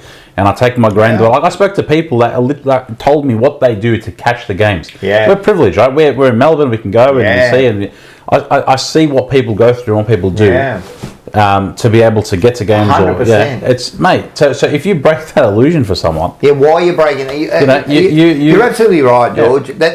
Stop! Don't do that. And I'd hope that the club would have spoken to him. But this is the other thing. If they spoke to him, what did they speak to him about? Right? I hope they spoke to him and said, "Mate." So going back to the McGovern one, the miss against Collingwood, right? And the club said, we've all wrapped our arms around Mitch, Now, take from that what you will. Like, after the sign, okay, they're going to get around and get the next one or whatnot. But is it all? Oh, you missed it. It's sunshine, rainbows. It's just Collingwood. It's okay. We're still going to make the finals. We're in a good spot. Don't worry about it. No. It probably is that. Yeah, but that's what I mean. The club's spoken to. That's are they having harder conversations internally and with each other? Because if that's hope they are. You're in a high intensity environment. Surely those conversations are being had. Just keeping a public profile of it's all good. Yeah, it's all right. We're good. Everything's chill, and hopefully. I think that's the 1% that kills us. If that's the case, that's the 1% will show that we won't win anything. Well, let me tell you. So if it's round 15. And, we're down by 3 points against whoever we're playing. And Harry is having a shot or he's going up for a mark in the last, minute. Drops the mark. Ball goes out of bounds. They clear it. Game over. You're going to think back to that comment. And you're going to think, he doesn't care. He doesn't care enough. Yes. You're 100%. That will burn him. If he stuffs up now, the Carlton faithful will burn that bloke. Right, they will burn him. If he starts to stuff up, they'll go licked. He doesn't. That's why he doesn't care. And I love Harry, by the way. I love Harry. I'm a staunch defender of. Man, Moose hates him on the show. Moose cannot stand him. To be fair, Moose can't stand much. He's the most negative bloke in the world. You think Seba's bad? Don't about Seba. Moose is Captain Negative. Yeah. Oh, Moose is it's in his face, mate. But this is the thing. Moose extrapolate that over the Carlton fan base, and then you got external supporters, other club supporters. When Harry line up for a shot for goal and stuff like that, and I'm so wrapped for the bloke, especially he called it at the start of last year, how he was able to turn that around and just start snagging him from everywhere. Right, he was killing it. But it's things like this that worry me and think, oh shit, is he going to start getting caught up in his head with stuff like this? Because if the fans start turning, the AFL media is right? They're going to start. They're going to pile on. They smell blood. So, and it's Carlton, right? It's Carlton. Are you telling me that, I don't know, Max King, right? If Max King played for Carlton, is it Max and Saints? King, not Ben. If Max King played for Carlton, they're both duds. But Max is set shooting and stuff. If he played for Carlton, they would have crucified the guy. I saw Max King. I went to a game. I think it was Essendon St Kilda. It was some rubbish, and he scored 8 or 9 behinds. 1 goal, 8 or 9 behinds. And I remember thinking, if that was a Carlton player, if that was Harry Mackay, it'd be front page newspaper next day. 100%. And I truly think, look, he didn't do himself many favours, but I don't think the media and the Carlton faithful in general did Harry any favours when he was down.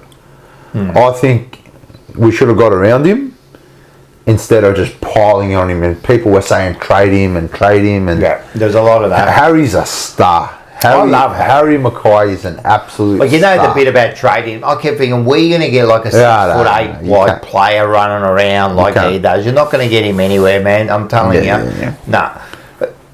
Listen, man, unfortunately, you want to play for Carlton. You're going to take. That's exactly right. That's who you're playing for, mate. The biggest club in the land, man.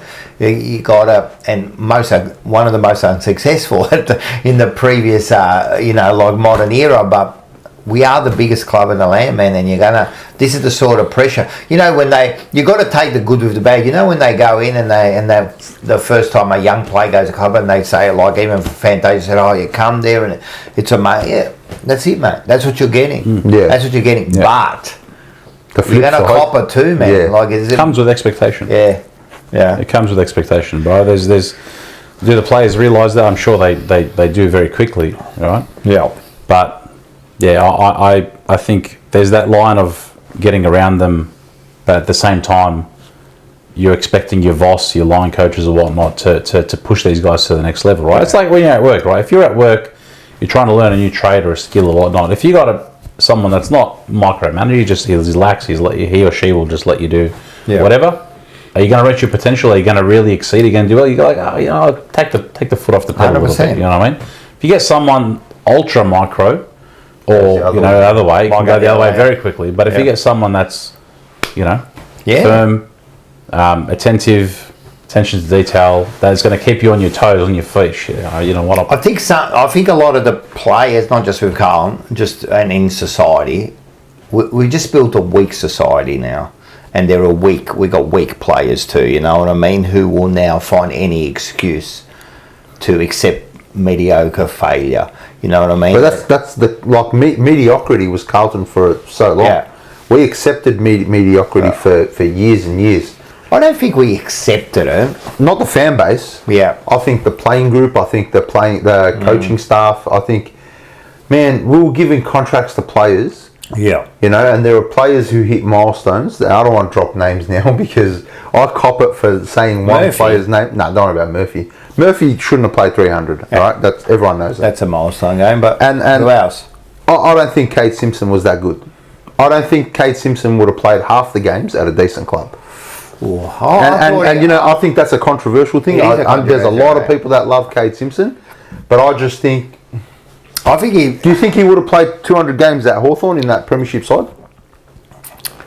But they had a good side, man. That's what I mean. Like who would he have replaced? Like I just look at really, really cutthroat teams who are successful. I don't think he plays 300 games. You know, and I think we were a club of heart and soul. I can't stand heart and soul. The heart and soul term, for me, burns me. Every player should be a heart and soul player. Right? I genuinely think every player should give their heart and soul to the team. They should be the heart and soul of the team, right? And I think it's an indictment on a football club when you've got players who aren't that good. Is that like it's like the Australian cricket team almost? It's hard to bloody get out once you get in there, no matter. Well, look at, what's his name? Labuschagne. Yeah. He scored 3 runs in about a year. I know, in the whole year, man. And they're not dropping him out. They're not dropping him. Yeah. You know, so it's a little bit like that. You know, I just think for far too long, we were accepting of players who just weren't good enough. Yeah. We were celebrating these little things. And we do celebrate little things, but it's celebrating the little things is like we've got no choice because we're starved. Yeah, I'll get it. Yeah, but I got to a point personally where these little celebrations were making me angry. Yeah, they do. They make me angry. Like I don't care. I don't care. One thing that killed me, and I know it pissed you off too, was when Bryce Gibbs was carried off the ground when he played for Adelaide. That could be the worst moment out of all the premierships we've lost, right? That's the worst moment ever. Like I was when they carried him off. Our players carried another teammate off. Yeah. That was disgraceful. That really was. I think everyone, and I remember like what was that? Was in Blue Abroad, and I remember the fan cams after that. I was here with my son, and we were probably all saying the same thing. I was spitting at the TV. What are you doing, mate? Yeah, I couldn't. I would have kicked him. I would have kicked him. I'm telling you, man, because you don't play for Carlton anymore. I don't care. What illusion does that give to your supporter base, right? So basically, all right, your mates, cool. There's tons of mates across. Later, right? Go out for a drink, mate. Mate, go and do things to each other later. I'm not going to say it, but at the end of the day, you're on the field, right? You've gone to war with these guys for whatever 120 odd minutes plus. I'm going to carry him off. Yeah, and imagine like if you're an Adelaide player, you're looking at there like, wow, we put it over them on the field when they were favourite, and look what they're doing, mate. Look at these guys. We've got them. Yeah, we've got them. Yeah. We've got them. Yeah. Oh, I was livid. That was the worst. I was in a bit of shock. I was like, this is not happening. Surely it's not happening. I could not believe that. Weren't we supposed to win like 1 or 2 games or something? Like we lost to Collingwood. We were supposed to. We had a chance of making the finals still. I think so. What I mean? Yeah, we'll close. And he had it like his best game in 5 years. And we carried him off. I mean, that just showed where the club was at. You know what pissed me off too? When Teague was coaching us, we were trying to be at the nicest team in the competition. Yeah. We wanted to be like we weren't going to get involved in the rough stuff. Yeah. Well, that's not going to work. Come on, bro. Come on. No, we had some dark times, mate, and that was one of the darkest I remember. I was fuming at that. But that's the things this club was implementing. That's the mediocrity I'm talking about. And I remember jumping on fan camps. Laughing after a loss. Do you know what killed me? Not about laughing after a loss. I hate that, right? Yeah. When anyone laughs after a loss. I hate it. I don't care if you've lost by a point or 3,000 points. Yeah. You do not laugh in front of those travelling supporters or all your home supporters. Laugh in the rooms. If you really want, don't do it in front of these people who've spent, again, their time, their money. Don't do that. They're hurting. One of my biggest... So I've only ever posted once on Twitter, right? And I don't know why I posted it on Twitter, but I remember watching a game. I can't remember who got knocked out. And Lockie Plowman was telling jokes in the huddle. He was having a laugh in the huddle while the person was getting stretched off. One of our players. And when I tell you, I fucking lost my mind at this bloke. I got banned off Twitter for 12 months. Yeah. The one time I posted, I got banned for 12 months. Well, so you should, man. That was I can't remember though. Yeah, I can't. It was. He was having a laugh, and I remember. I can't remember what game And it then was. someone pulled him up as well. So I remember him laughing after a game. He was one that laughed after a game. Psychology, body language, right? And we talk about the illusion. Now, if it's after the siren and you see a player after a tough game having a laugh with the opposition, this, that, whatever, and some people say, they're human. Oh, shut up. Now, for us, right? What that shows me personally, if you have a laugh after the game, your body instantly goes relaxing. Oh, you know what? Oh, thank God that's over. I can take it easy now, right? Yeah. So you obviously, were you going 110%? Did you care enough? Did you hit every? You do that during the game? Yeah, like so that what does that tell me, right? Like are you in the zone mentally? No. Like you look at there's certain players and certain codes, right? They won't even look at the opponent. Right? They won't even look at don't look at me. Don't talk to me. But basketball, they walk off the ground. They walk off the thing, out of the stadium. They walk straight to the rooms before the game's even over. They're just not fucking... Listen, man, we've all played sport. I've played sport, you know. Yeah. And I played a lot of cricket, especially indoor cricket. Indoor cricket gets intense, mate. I'm telling you, man. I've had absolute brawls in indoor cricket, right? But if we lose, like, I don't care if I know the guys, like you know a lot of the guys personally who are the opposite side. Man, I'm walking up. I shake their hand because I do the right thing. I'm not talking to you. Like, I'm absolutely disgusted in myself. How can an AFL player not feel like that? Like, it ODs me, man. I sit there and I go, what he's doing? And look, we had Ange Christou sitting here that said that we talked about this, and he said that he remembers the game, and I think it was Parkin or might have been Britain. I can't remember which one was. After the game, he was having a bit of a joke with, I think it might have been with Leckers, because he's really good friends with Leckers, yeah? And so he reckons in the room, I don't know if it was that or the Monday, they brought up that footage. And they said, we never want to see that again. You never laugh. You never laugh after a loss again, because there's supporters out there. Fucking no. And after that, they never did it anymore, you know? And this is like the coach saying, you never do that. I don't get it, but now it's all the lovey-dovey, you know, they're all mates, they've got lives, and you got your lives afterwards, man. Man, I'm with you, man.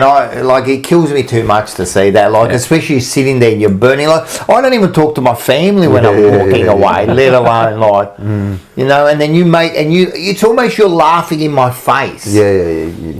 That's the thing. Like you think to yourself, well, does it actually mean everything to them, right? Because if it means everything to you, you're going to be filthy, bro. You're going to be absolutely filthy. 100%. You're going to be with us. You're going to be, and the fan base is, like, you know, there's not 40,000 people laughing and joking in the stands, all right? No. Like, shout out to everyone in the chat. Hit the like button. Hey, Oz, good to see you. Nice familiar name. Yeah, no, he's Zach, killing it tonight, man. There's like a whole bunch of you. Hit the like button. And there's a whole bunch on there, man. There's like nearly 60 people on there. Yeah. Oz just got his tickets for the on your Oz for a few days ago. See you there, Oz. Where's did you? Yeah, that's it, mate. Get it, mate. You got the thing. Oh, there's a link below, right? Just get on there, get those tickets. They are running quick, and we're gonna have a good time. Scotty Tompkins, as a former tennis prodigy, you reckon? A smile and a handshake after belting someone was the ultimate insult. Well, that's the thing.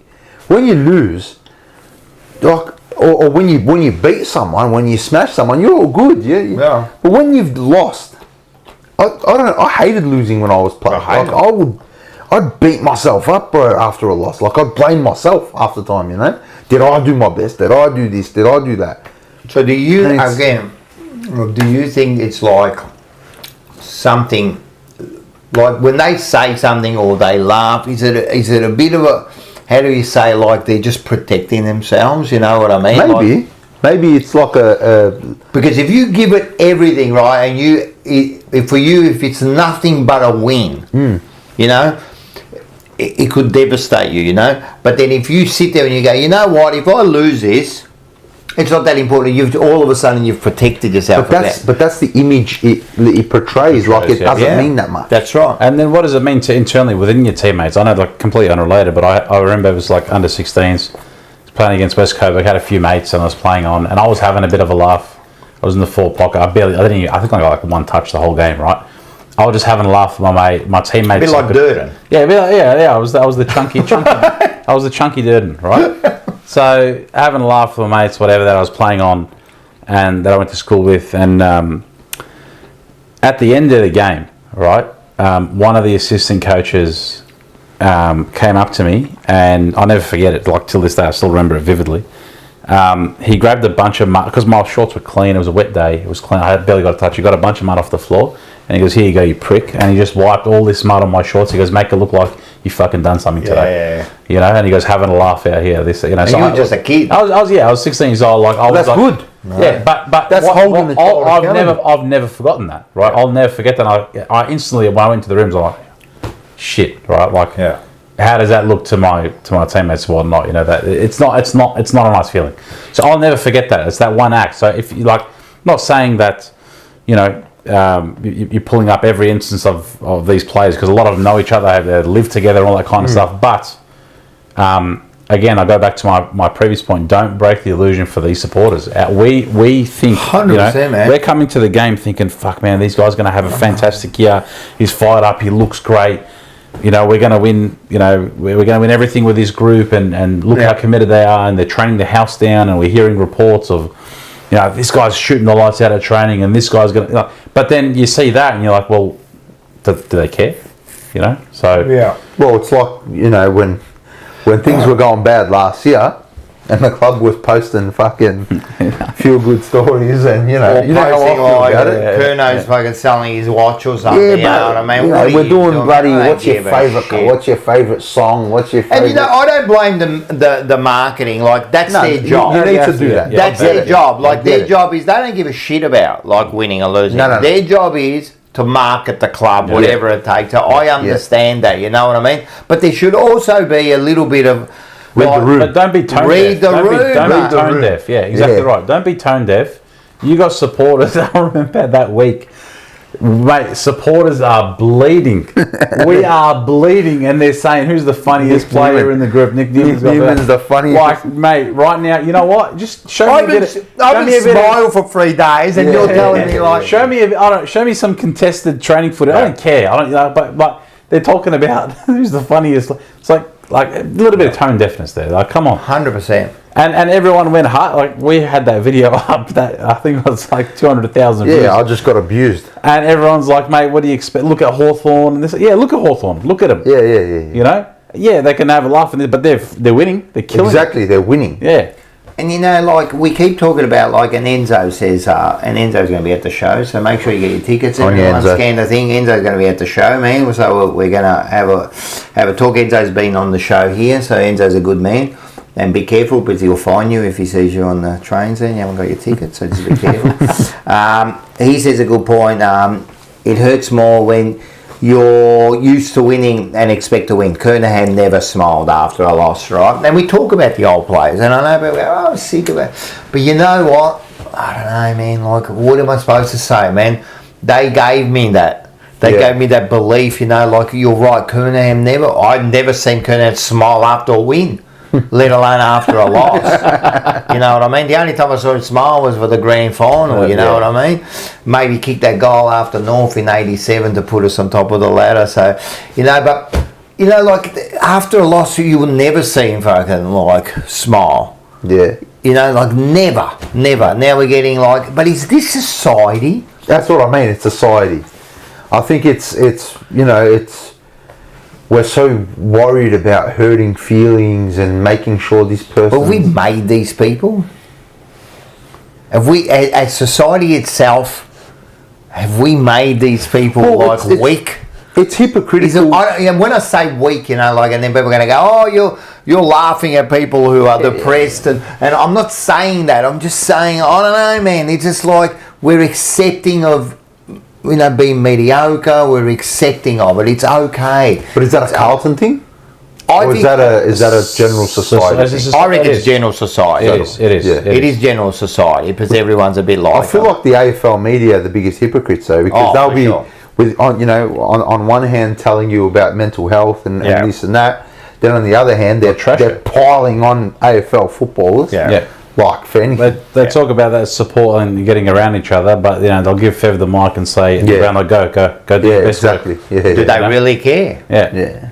Do they really because that's care? his viewership. For them, ultimately, his viewership. Do they really care? Yeah. It's all clicks. So they won't hesitate to, you'll talk about, as you said, men's mental health, but when it comes to like AFL 3, more like footy classified or one, they won't hesitate to trash you, the coach. They'll trash everyone, so they don't care about that. Yeah. And media people in general, people that write articles, there's that many of them. This is the they thing. don't give a shit. This is their job. This is their livelihood. They'll take anyone until something happens, and then they'll all be, that was really bad, and then there'll be mental health week or something like that, and that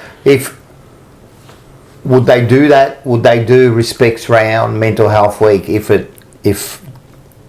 they didn't have to? How can I say this? You know what I mean? More if it of wasn't PR. If it wasn't for the PR, would they do it? The pandering.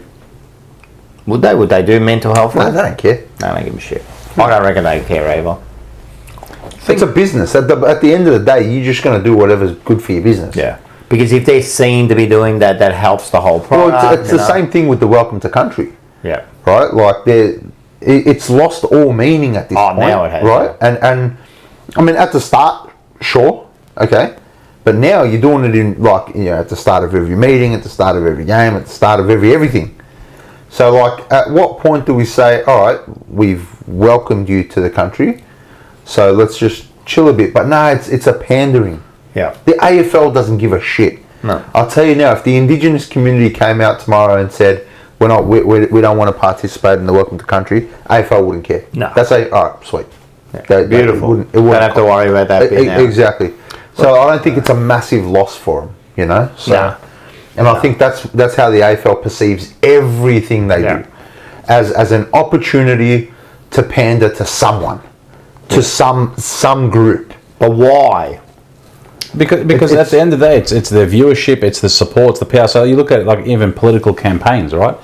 You look at who am I going to try and target, what sect, what minority, what belief group to get that. And that's the AFL. Ultimately, we cater to diversity, inclusion. We cater to men's health, women's health. We cater to Indigenous. We cater to and every round there's something, right? And all well and good. There's a lot of great causes out there, absolutely, of course, but I personally think in general society, not just the AFL, large corporations, do they really give a shit?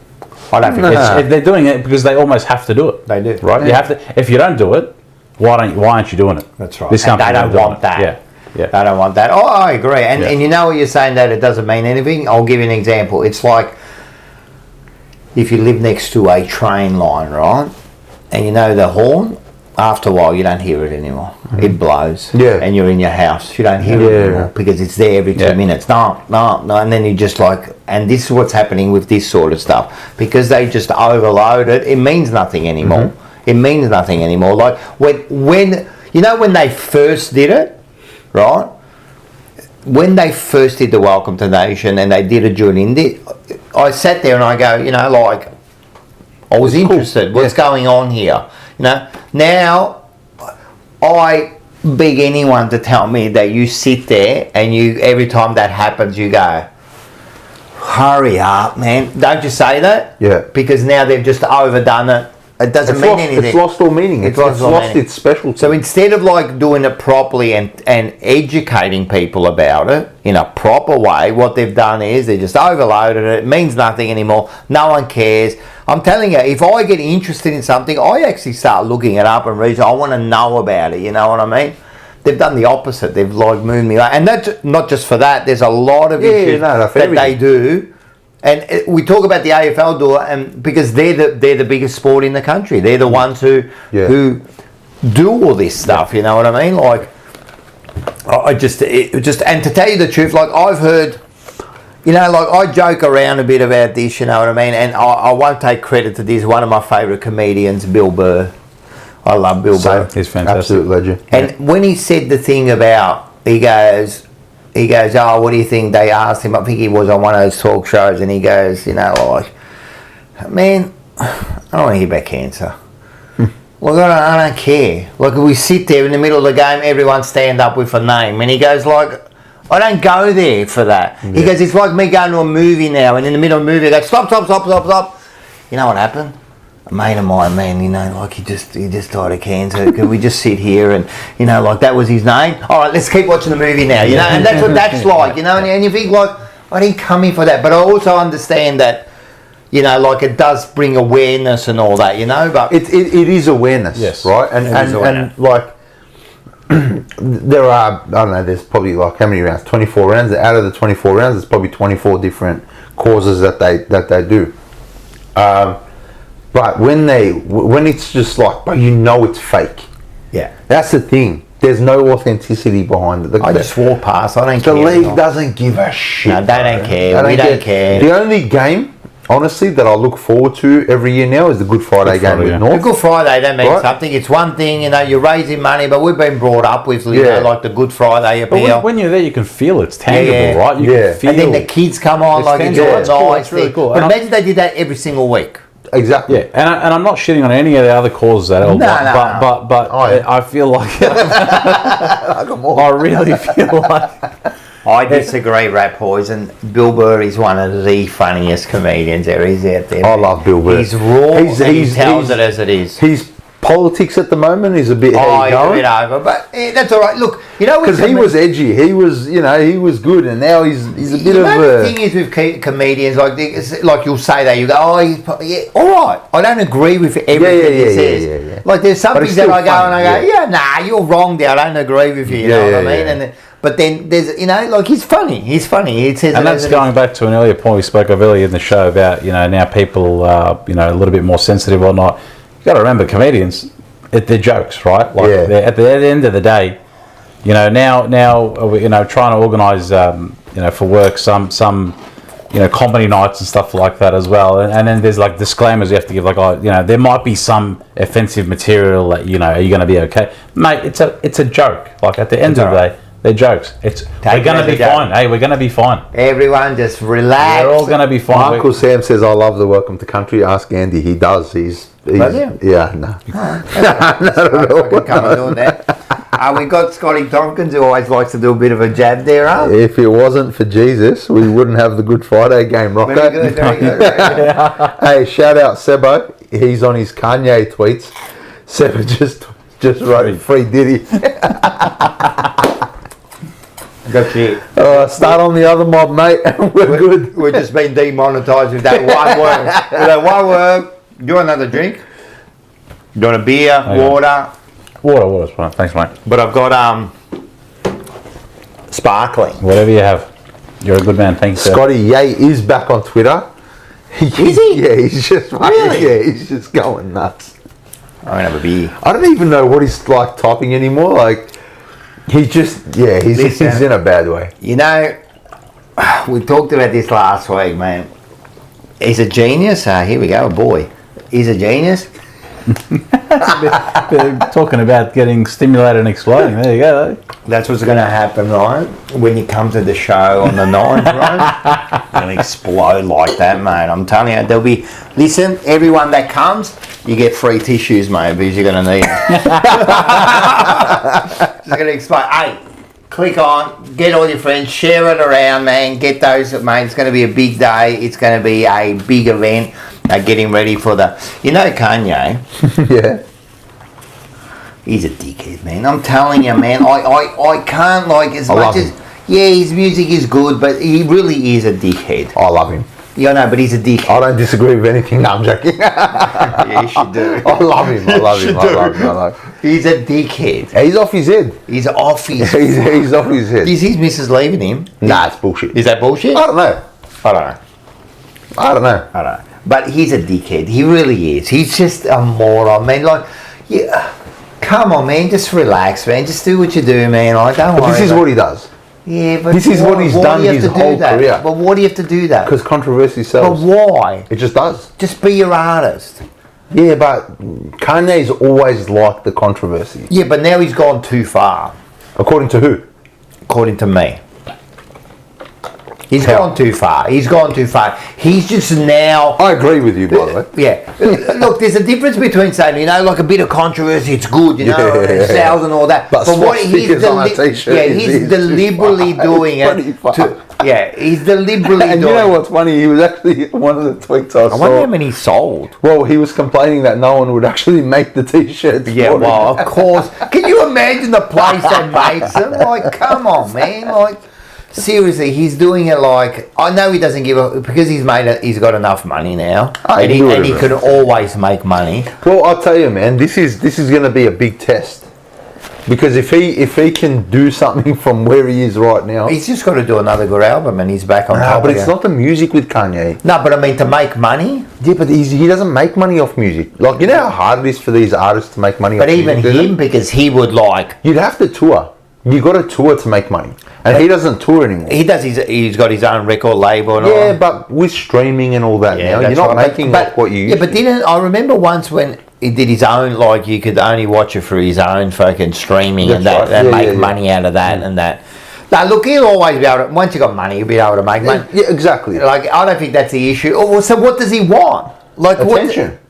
Yeah, but But he's starved. This is what I'm saying. This guy, he craves this irrational amount of attention. It's like this.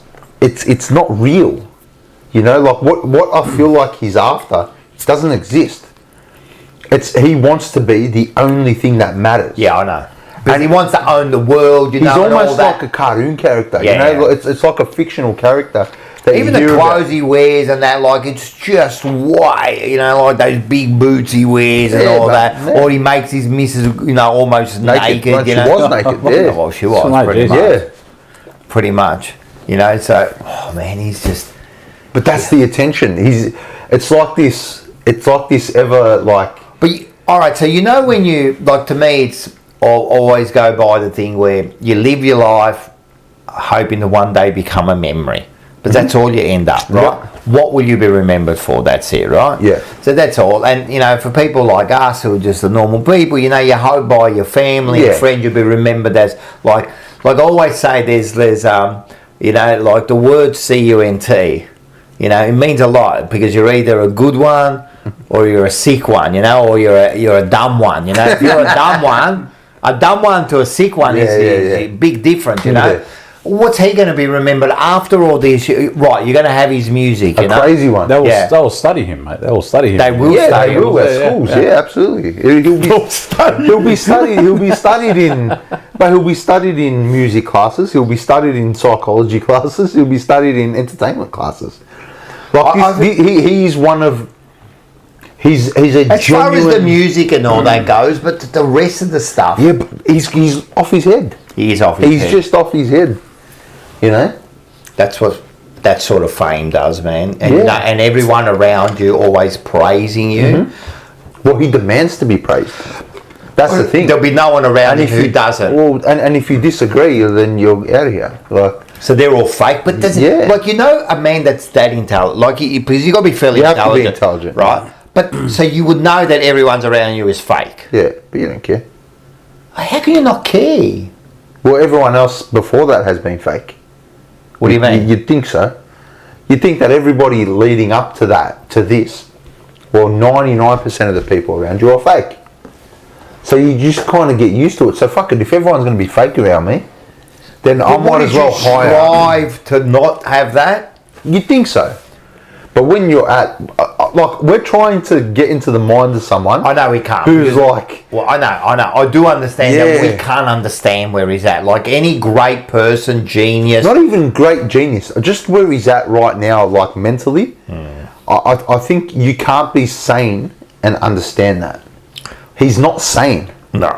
You know, he's some complex. yeah. There's a big complex There's there. something very wrong with Kanye West, Yeah. and I mean, I know. We think about it from our point of view. yeah, I just think like he needs help. But he doesn't need that. This is the problem. This is the same with the TDK. Like, you don't need that. Kanye and Like, TDK. no, but you know what? I never thought that they're doing the same. Yeah. But you know what I mean? Like, you don't need all that. Like, you got enough. Like, he's got everything he wants. You know what I mean? Like, but I suppose it's all great. Like, I suppose you could talk about Michael Jackson, and you could talk about all of them. You know what I mean? In his mind, he's like, I've got this, but I want everything. Like, and when is it enough? And it might not even be an agreed thing. There might be a status or a power or a thought or a this is who I am. I'm this figure. You know. Can you imagine what's going on in his mind, man? The bloke will be like going a million miles an hour. He probably thinks everyone else is nuts, and he's the only normal one. That's probably how he thinks, right? You're probably right. You're probably right. He probably thinks he's the same one, and everyone else. We're all crazy. Yeah. We're all crazy. We're not at his level. You know, like I've seen some interviews with Blue Eyes said Kanye West is a coward. Who says that? Blue Eyes. I don't know who that is, but Kanye West is not a coward. I reckon he's the opposite of a coward. Jesus. You could look at him as a coward, but you could also look at him. Oh, he's a courageous. What he does. It's something.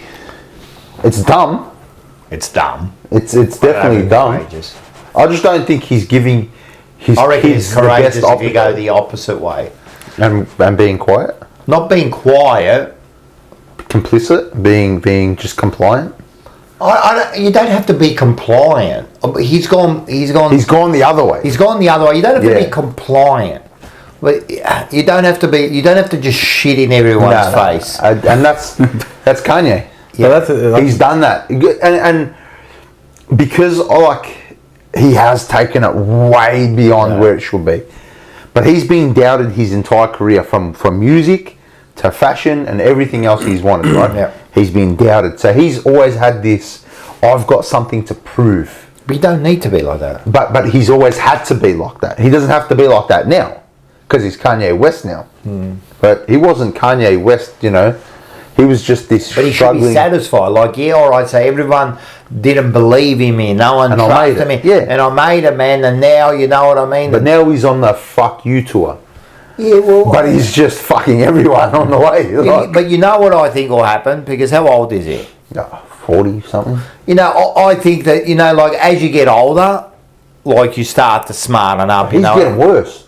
Yeah, but I think it'll get to a stage where he'll regret it. I think he'll die.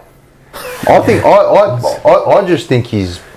I think he's making the worst kind of enemies. Well, you said it before with his kids, right? Like, imagine you're going to school with his kids. Yeah, sorry, you're one of his kids' friends. Yeah, what the fuck is wrong with your dad? Yeah, he's not giving his kids like the best. Nah. Well, in actual fact, like, people like that actually stuff up their kids. That's what I mean. They become like you look at. I'll give you another one now. The kids of bloody Will Smith.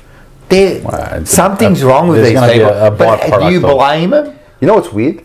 So Jaden Smith, the one with the fucking house on his head. the one that had the house on his head, right? He's off his head. Yeah. Right?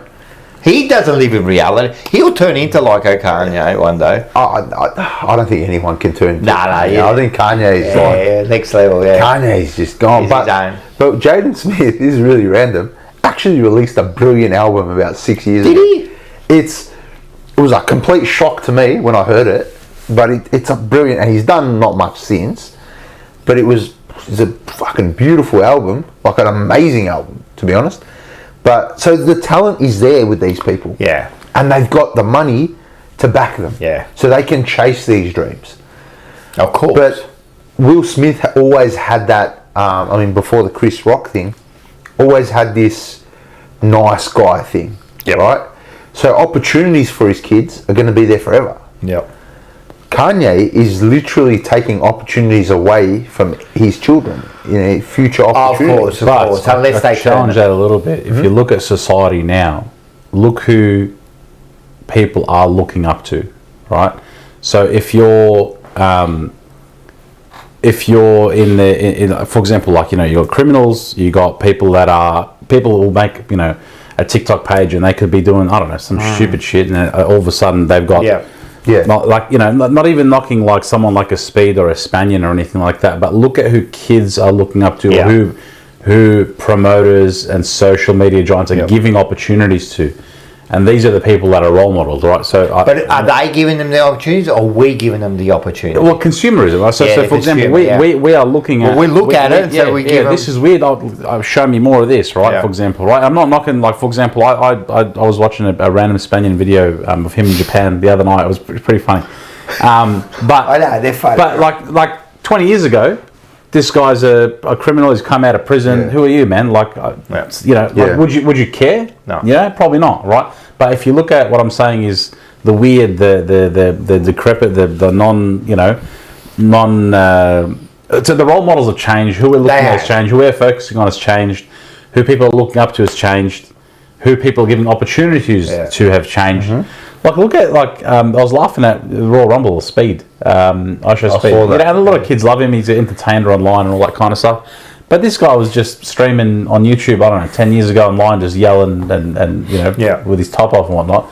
Blokes in the Royal Rumble now and, you know, at the Ballon d'Or. And so this they and get their opportunities, you know what I mean? But the other thing is too, you know, like these role models, and I understand, but these ones that make it, like and do okay out of it, or you can do something on TikTok and you're in and you make it and you make some money, and the other guy, he ends it up on Royal Rumble and all that. It's all good. But then there's another 1,000 who are doing the same and they're doing nothing.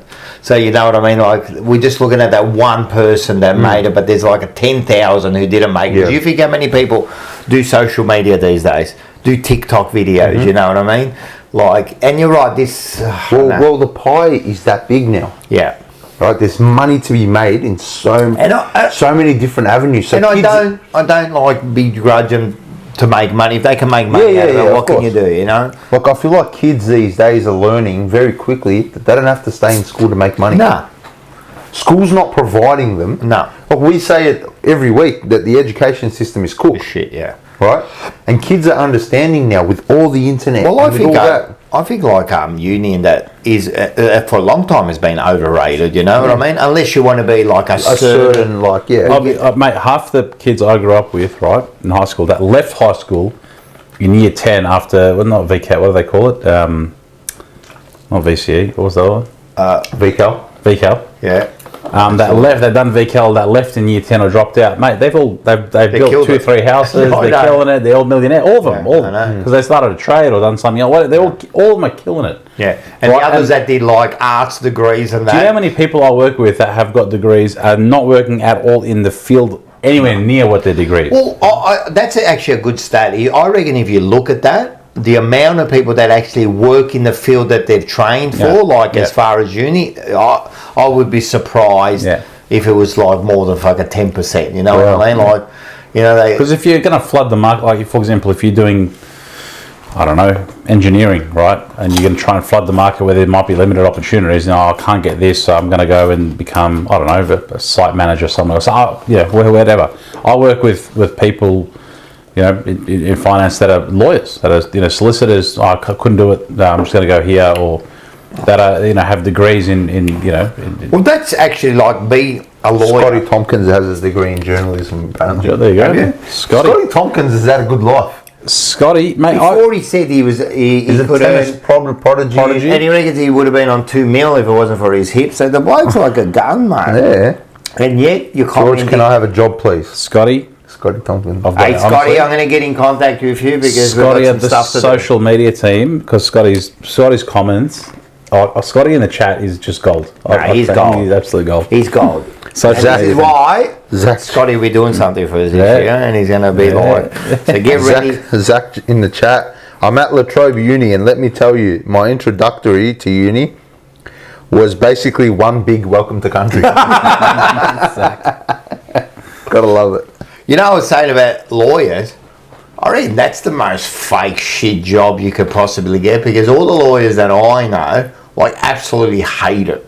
Like, because when you think about lawyer, you think about like Law and Order, you know, you're in the big court, you know what I mean, and I'm going to do the thing, but most of them are just doing paperwork, working a lot of them are buried some in Arab speeding fines. Pay your speeding fines, you dog. and I'm telling you, and they're on shit money. Yeah. They're on absolutely shit money, you know, like, so it's that's one where you know, like the perception of it is like that, but it's not like it. Also, like a lot of workers now work in finance jobs because they're like, oh well, I can get paid double just by reading terms and conditions and deciphering it. Yeah, you know, that's all I do. Like they'll, you know, give him something. We need your take on this terms and conditions 3-page instead of doing, you know, rocking up to the magistrate's court representing people. You know, 100%, man. That's one big thing, and 100%, man. What do we got here, Rocco? I am out of work. I'm an out-of-work brain surgeon. Oh, these blokes are really doing good. What's Seba? What do you do, Seba? We don't know anyone knows what you do, man. So he's a street pharmacist. He's a street pharmacist. Oh, all right. Album. We'll do album? Album. All right. You want to go first this time? I can go first this time. You can go first. We'll all right, but first of all, last week's album. Mm-hmm. Do you remember what I gave you? No, I completely forgot. I'm not even going to lie to you. Poison. Poison. That's right. Did you listen to it? I listened to about half of it on the way home. It's very glam rock, you know. It's very 80s. Yeah. It's very, very 80s. Another 80s this year. This week. That's what I'm going to do to you, man. Because what I've been doing is, so I listened to your Little Wayne. Little Wayne. Yeah.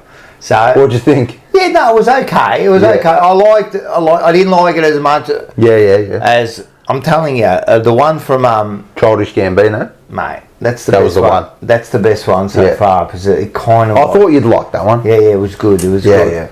But Little Wayne was good. I've been enjoying it, man. I've been sitting there and I've been like listening. I can just imagine Rocco driving a train listening to fucking A Milli by Little Wayne. Actually, I don't listen to music while I'm driving a train. Don't? So let's like, no, you're not allowed to. Not allowed. What are you hearing for? Oh, what am I hearing for? Yeah, what are you hearing out for? People running in front of me. Like, I don't know. What's that got to do with music? No. You just got a soundtrack. You can't be distracted. Okay.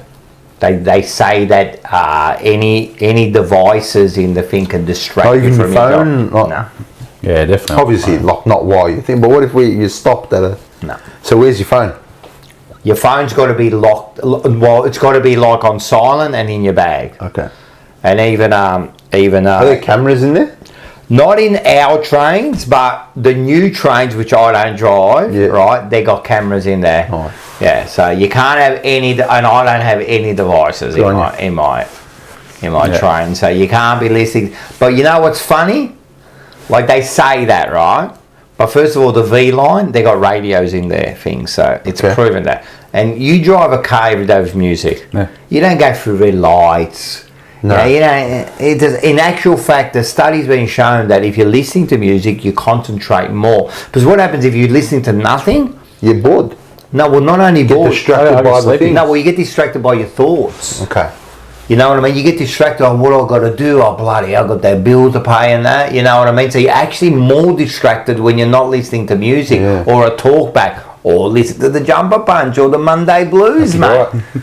You know what I mean? That's right. That's what you should be doing. All right, let's get into my album. My album's another one, mate, which is 80s, mate. So I went glam rock.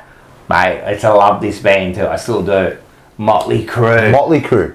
Girls. Kickstart My Heart. One of the best bloody, Kickstart My Heart. Kickstart My Heart, yeah. This is one of the great albums and one of the great bands, Motley Crue. So you definitely got to listen to it. Never heard anything from them. Really? Kickstart My Heart, Nothing. surely. On the way home. Mate, talk about, mate, they should play Kickstart Your Heart before a Carlton match, mate. Put on Kickstart My Heart on the way home and don't get a speeding fine, please, because you're going to be flying. You're going to be doing 150 back home. Wow. What a I'm track. telling you, what about, and if you... 80s. Yeah, I think they were 80, like late 80s, you know. And there's actually a doco on them. There's a movie on them, like a movie doco on them, on Netflix that you should watch, mate. And what's it called? Do you remember? I'm sure it's. I can't remember, but I'm sure it's there's something Motley Crue in there. Yeah. But the crew or something. And mate, the lifestyle these people lived, like. Well, wasn't that the basis to? I haven't seen the doco. Wasn't that the basis to Kickstart My Heart, where he OD'd and they I think so. Revived him, and that was his. Part of it could have been. I'm not too sure. About that. It could have been. It makes sense. Something I heard ages ago, but yeah. I think it was more about the girls. Kickstart My Heart. I think it was more about the girls because it was all about girls, drugs, and those days there. But if you look at the doco movie, it's really, really good insight, like into the bands of those All the eras. dirt, according to Scotty. Oh, that's it is too. Exactly dirt. right. Scotty, mate, we can fucking... Hey? Trust Scotty, you always On the come ball. up with the answer. Bugs Bell wrote, Motley Crue are the best of the worst. The or best. the worst of the best hard rock bands. The best of the worst. Oh, who are the worst? I don't know, who are the worst? I don't know. Tell us in the chat, Bugs. Well, my album. The whole fucking, like, the whole 80s, I mean, so many bands come out that time. But Motley Crue, man, On the way home, kickstart my heart. Done. this one here, I don't even know what it's called. Oh, so there. This I've is. just seen a picture. You know this album there? This is Arctic Monkeys. Ah, right, yeah. I've heard of Arctic Monkeys. Yeah, so Arctic Monkeys are one of my favourite bands in the world, right? They're UK. They do like, you know, that UK rock. It's just radio rock. Yeah. Fantastic album. Yeah. This one. You reckon I like that one? I think you'll like this. All right. I think you'll love this, to be honest. It's definitely more your alley as opposed to Lil Wayne. Yeah, Lil Wayne. I thought I went too rap last week. You're going to chuck in the Lil Wayne too? I had to. It's one of my favourite albums. Are You Mine? Great track. Is Which it one? Yeah, Are You Mine? It's our track. Are You Mine's on this? Yeah. I mean, they got Do I Wanna Know? Arabella's fantastic. Yeah. My favourite track on the album is probably the most mellow one. It's called Number One Party Anthem. I Want to Be Yours is another fantastic track. This is the whole album. Sick. Are You Mine is like what I look for in karaoke. If I'm at a karaoke, like, hey, Bobs, Are You Mine's up there.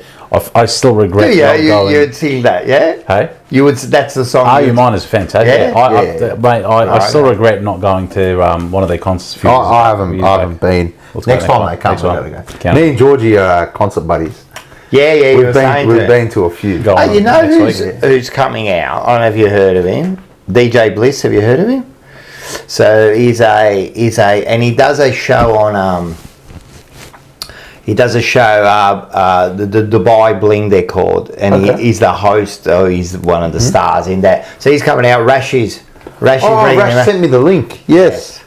So we're gonna so when he comes out, right? We're gonna meet up with him and we're gonna do an interview, and I think we're gonna invite you too, because I reckon you're the band that's gonna be right into it. So he's a real bloody that's awesome. Arabic kind of Arab kind of rapper, whatever he is. I don't know. This is a brilliant album, Rocco. Honestly, I think you're gonna love it. All right. My favourite track of theirs is called 505. It's not on the album. Yeah. But if you want to listen to 505, that is masterpiece. All right. Absolutely. I've been liking what you're doing to me. Yeah, just I'm taking you down like... Taking me different... I like going down different... I had to get Lil Wayne in. I had to get the Carter Lil Wayne was It's completely... one of the biggest rap albums. Yeah. So I had to get that in. It was a bit like... Not that I struggled to listen to it, but I kind of like it. It was an effort to listen. The best album that, if you were allowed. If I was allowed. Ministry of Sound 2008 Progression Volume 1. Put that on. Yeah. I don't think you'll come home. You just keep on going, mate, forever. You rock up to Sydney Station. I love it. I've loved showing Rocco, different music that I'm into, and just opening you up to a whole different world. It's good. And as I said, man, like, it's taught me a lot about you. Yeah. Because as I said, when I listen to the albums, I know where your mindset was at the time. I'm telling you, like, when you say, when this come out, this is my favourite, because it does. It attracts you, like, your mood attracts you to what you're listening to, you know? Man, and you were like, you needed help, man. I did. You needed help, you know. And for anyone watching, I did seek help. I did find help. No, you needed help, but I reckon it's probably made you a better person. Yeah. And that music kind of gets you through that sort of thing. They say when you're happy, listen to the beat. When you're sad, you listen to the words. Yeah. Like the words mean a lot to you. Yeah. So definitely. Shout out, Scotty. The best concert I've ever been to was Il Divo at Rod Laver. We've actually got a show next week. We're doing next Thursday night. Yeah, we're seeing Elderbrook next week. Mm-hmm. So if you're going to be there at the Forum, come say hi. Yeah, the Forum. Yeah. Nice. The DJ. I made you run outside the Forum. That's after breakfast. After riff. Why are we running? I don't know. We're just running.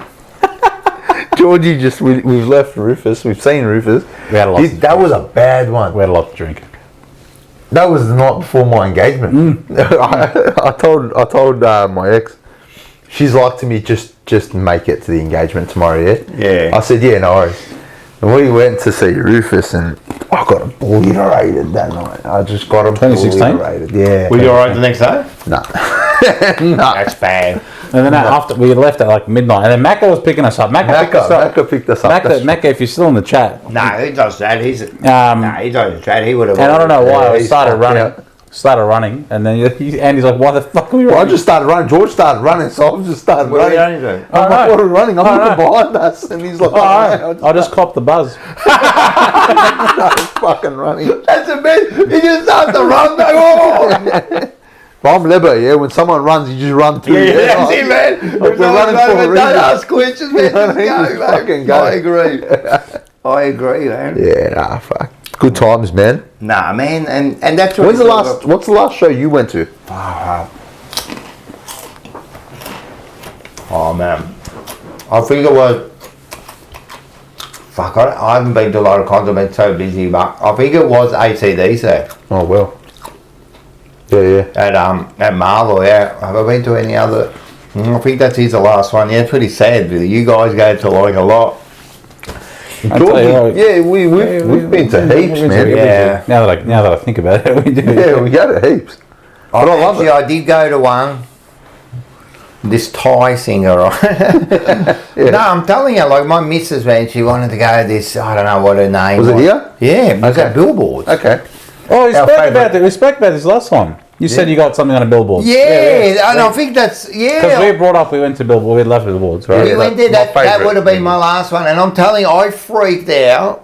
Like, first of all, it was good, man. She was like a rocking. I didn't understand a word she said, but it was a rocking, man. The people in there was rocking, man. Great venue for live music. It is. Yeah. Billboards is like. It's a great venue. So he's really good friends with Mars, the owner, and like Jamie and that. So we've been to Billboard. It's pumping, man. It's rocking. Look, I've been a few times now. It's maybe I'm getting a little bit too old for it now. Chance. Huh? No chance. What? You can't be too old for it. I love it. Yeah. You know what I mean? But what I did notice about it, that the substance scene is very, very ripe at these places now. Yeah. Like they're just coming straight up to you, man. Yeah. They don't give a shit, man. Like, so I've noticed that. You know what I mean? And then what I don't get to is, you know, the dance floor. It's just a bunch of like kids just bouncing up and down, like with no rhythm. They just don don don. The whole thing is just packed. You What know? kind of music was it? What's this? When I went for the? Yeah. No, I'm talking about just Just in general. Because I've been there 3 or 4 times. Like if we got to go out for a dance, like that's the place I'll go to. You know, it's just like I don't know. It's real weird, man. Like when we used to go out dance on the dance floor, it was a bit different. You know what I mean? Like, how do you pick up a girl? You don't. And this is what I mean, man. Like, You see her from afar, you look up her name on fucking. You say, hey, is that you? but how do you dance to a girl, man? Like it's just like weird. Like A bit different now. it is a different. And that We don't kind dance of. at all. We stand No, there if with I our get drinks. really pissed One of when the I'm best nights. standing, I'll dance. I'll dance, and I'll that's go what we do. crazy What- too. what- Like I'll dance, but I Yeah. won't go on the dance floor, man. Yeah. Like it's One of the best nights were July 28, 2023. I'll never forget the day. Carlton Collingwood, we smashed them. That's when Jesse kicked that great goal, tugged the jumper. We were like, where's this at for the Melbourne? MCG? No, July 28. Carlton Collingwood Friday night, 2023. Oh yeah. We beat them, and we had a concert right after. So we're like, you know, We walked there. we walked from as soon as the fourth quarter went, we bolted out of the G From the G to Billboard. to Billboards. Yeah. Went to Billboards. Carlton gear. Yeah. Ticketed event. We get in, and we just proceeded to have one of the greatest nights. It Right? was just epic. And every drink was dedicated to a Carlton player. Like this By the one, end of it, we're like smashing the this guy. one is for always. You know? And we just having the time, mate. We just had a great time. How good's that? Like, we've done that too. You know the Melbourne victory we did in that final, right? We went to. It was the Melbourne. I'm pretty sure it was the Melbourne, or might have been the Sydney, but I reckon it was the Melbourne. Nah, could have. Anyway, one of them I remember. Me, Paul, my girlfriend, There was another girl there. We all went down to billboards, you know. Same thing. I don't think we had the Carlton, but we got recognised by people, you know. We were there and we were doing the same thing, man. We were pumped with just the big victory. We were celebrating everyone. It was a great night. I see what Carlton does there. Yeah. What a night we had, man. It was bloody anything. Yeah, you lose, straight home. Straight home, mate. We're going home, mate. Yeah. You ever gone out after like a really bad loss, like you had to go somewhere? Yeah. Well, after the St Kilda loss last year, and that last one. Oh yeah, where'd you go? I didn't get out, but my sister's boyfriend's family was over for the first time at my mum's, and I had to be there, and I had to try to put on like a happy face. Were they footy supporters? Nah, not at all. My sister told them, don't mention Carlton. Yeah, because she knew we lost. She was like riding the game. Because she's like, if Carlton win, he's going to be all right. If Carlton lose, it's going to be bad. Yeah. And then you would have been like focused on. Well, I was focused on the other one, and I rock up, and this bloke's dad goes to me, I heard your team lost. And I was like, bro, I want to heck this bloke. I know. And what do you say to him? It's got to be those ones, Like, I can't tell him, they're fucking dogs. No, you can't do it. You can't. But were you in the car with me on the way home? Yes. That was not a good drive. After it reminded me of first ever gather round after Adelaide. Me and Andy went. It was just us. I was there. And first quarter, obviously, it was like, okay, this is pretty bad. That was one of the worst like interstate experiences. It's pretty bad. So we went to the Cass right after, and obviously we're in the Carlton gear, and everyone's like, whatever. And then I lost Andy for like 2 hours. So if anyone's ever been to Adelaide Casino, it's not that big. It's only small. But there's a lot of little labyrinths, you can lose each other in there. You can too. You're right too, man. There's a lot of, in a small place, like there's a lot of little moving parts, right?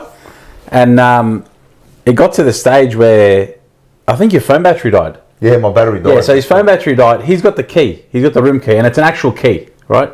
So he couldn't. And he's booked the accommodation. So I've called the accommodation. I'm like, I'm sure Andy will probably go back there because his phone died. You know, he's got the key. I'm probably looking for nothing. He's probably there, right? And I've called them up, and they're like, it's a little operation. They're like, mate, we'll come out. It's like 1 a.m. at this stage. We can come out. It costs $150 or something like that to get, to open the door. And I'm like, can you check if he's there or whatnot? He's like, no, I can't at the moment. Whatever. He's like, we're not at the front desk. It's not a service place, right? And I'll never forget that fucking AFL record. I was so this AFL record, I bought it because it's gathering. I was holding this thing for like 4 hours. And I was like, I'm sick. Mate, you don't think the print of record was like on my hands, like the print was coming off, right? And it's like made out of paper mache now, mate. It disintegrates, right? So I'm there and I'm sitting at this empty blackjack table, and I was like, where is this bloke, mate? Where the fuck is he? And Billy Brownless walks past, right? And I was like, mate, I might as well do something. So I was having a chat with Billy, and then randomly after he goes, I see Andy just walking out of nowhere. He's like, I was looking for you. I was like, mate, I've been looking for you, mate. Just looking for each other. And then we ended up getting the best cabbie ever home. Yes. I'm not going to repeat what the cabbie said, but anyway, he was a cracker. He was a funny bloke. And that was the night where we turned it from we were misery, and we ended up having the biggest laugh. Night, so it was a bit down. We just fucked around. Just had a laugh. Just had a laugh. And we actually went out to Brisbane after the prelim as well with with Over and Moss. The prelim was good, yeah. Even when we went out this year, you should have seen us after the game this year. Me and George. Which game? Opening round. After that, we were at Brisbane too. I remember. We had a great time, man. I remember seeing Paul there. That was so good. That was there. I love going out after a win. After a win, it's fantastic. After the Brisbane game, like me, my son, my girlfriend, who else was there? I think, did the others go back? Yeah, they went back. Seba stayed with us. We just went out, we just drank till 4 a.m. We found the McDonald's at bloody 4 because we were hungry. It was a disgusting McDonald's, mate, but man, that food tasted so good. It's the best when you win. It was the best. After a win like that. But that Adelaide game, I remember I went there, and then after that loss, that really bad loss, and then we stayed there an extra day or whatever, and then the next day, and my missus wants to see Adelaide, so you're going around, there's some sort of German street there somewhere that we went there, and it's got all the cafes and that, and she's like taking photos and that, and I'm just the most miserable person. But you can't be like that. You know, trying to because we're going for the holiday too, and she doesn't really get it. Yeah, she gets it, but she doesn't really understand it. You know, she doesn't understand that passion that we got. You know, like your missus a Carlton supporter. Yes, yeah. If you've grown up, she goes to the games and everything, Right. and then your missus, she's a member, but she used to be. Nah, she doesn't follow footy. She was just like, I work in Richmond. I reckon that's the. Yeah. It's either you follow Carlton or you don't follow nothing. Yeah, man. so she's and leave me Carlton member alone now. Yeah, signed up. All right. Make sure everyone scan that bloody thing there. Get down and watch us talk a lot of shit. Here it is, here, man. As I said, it's going to be Monday Blues, Blues Brothers, Prendergast. It's going to be us. We got Carlton players. There's going to be food roaming there. There's plenty of food. The food's always good. We got an in-house chef, man. Like, she's fantastic. The bar there is going. We're going to have raffles, man. And we're going to just, if you think this is fun, can you imagine? It's a Sunday before how pumped we're going to be. Yeah, it's going to be sick. We're going to be pumped, man. And Like I said, if the first two shows are anything to go by, you can't miss out on this. You know, look, the main thing is, like, seriously, like, we're all there, we're all Carlton supporters, you know, like, we're just having a good time, you know what That's I mean? what it's all about, the community. It's all about the community. And we've, as I said this before, you know, like us, you guys, everyone, you know, we built this amazing community, like, that we didn't know was there. There's you know what I mean? like it, mate. There's no one. Nothing like the Carlton community. No, it's the best. And, you know, like, and we've all been through so much, you know what I mean? And we've been through some good times, but a lot of bad times, you know what I mean? Like, just a lot of pain. But it makes the good times sweeter, right? I'll never forget, not just in the ground, in the stands, but outside the MCG after the Melbourne game, that semi-final. It was special. I hugged about 60 different people. Yeah. Just the joy, like the elation that, you know, you see a Carlton fan, you smile, you go out that week and you catch an eye of someone that's also in Carlton. How amazing is that feeling, that tangible feeling, mate? There was nothing like it. Melbourne game was just and for that split second, you've forgotten about all the crap over the last 2 decades. This was it, you know? And this is the thing about sport too, and footy, especially like footy, is it does. You forget about all your problems just for a little while, you know? Scotty put it well. Trauma bonding. It is, 100%, man. He's put it perfectly. 100%, man. And you just, you know, you just do, when you see them, when we see these guys at the footy and that, you just feel like you've known them forever. Like, if I see one of these guys here that I've never met, right? And they come up and they go, oh, you know, my name's Bada Bing, you know. Hey, you know, they're putting a face to a name, yeah. And a name that you see every week, and I love it. No, it's a good opportunity for us too, you know, to meet these people as well. For me now, the last 4 years, especially the last few years, as like we've all got to know each other and that. Footy's taken on a different feel to it, you know. Like, it was always just like, I'm sure it was just you guys, the four of you or whatever, you know. That's it, you know. Now it's like we've got this massive community that we all know each other, you know. Like, it's amazing. That's what it's about. Yeah, exactly. Yeah, so that's it. Make sure you get around that QR code, guys, and hit the like button before you sign out. What are we on? Hit the like button. We are on 24. Got to get that up. It? But seriously, and share it. Get on to next Tuesday is the first Jumper Punch show, and we've got a big announcement.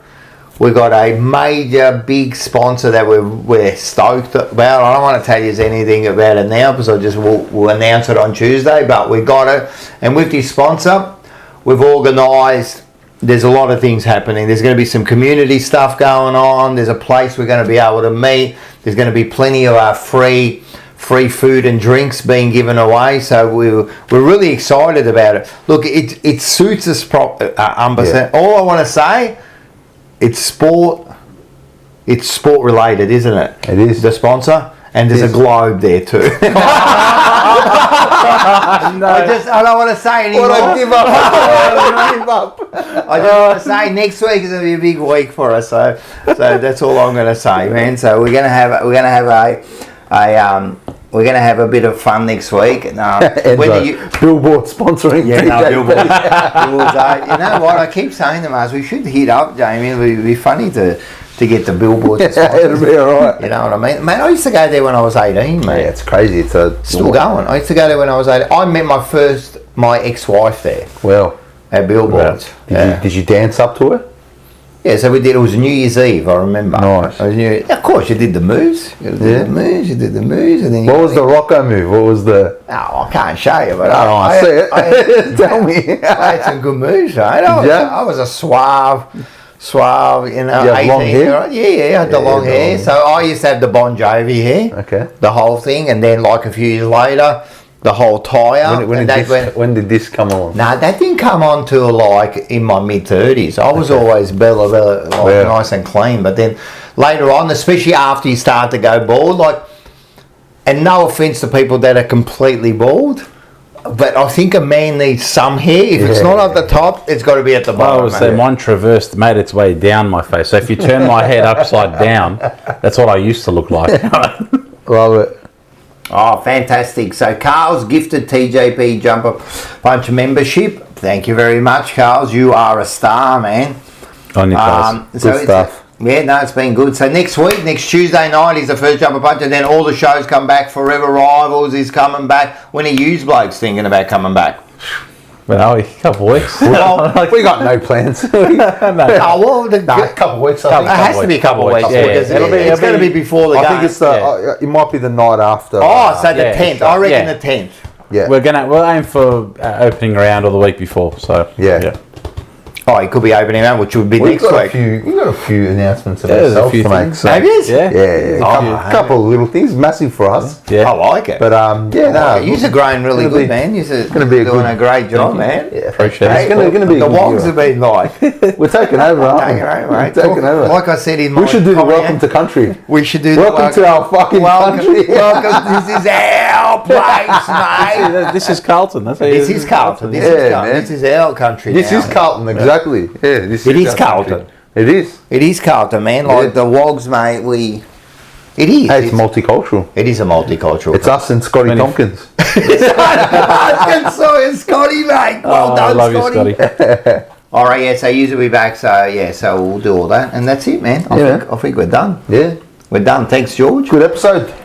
Well done, Georgie. Well done. Always a pleasure, my friend. Yeah. Cheers to the chat. Hit the Cheers like to the button chat. on the Thank way you very out. much. Appreciate Get everyone. on. Hey, pass it on. Make sure you get down there, and we'll all catch up that day. It's going to be like I'm pumped about that day.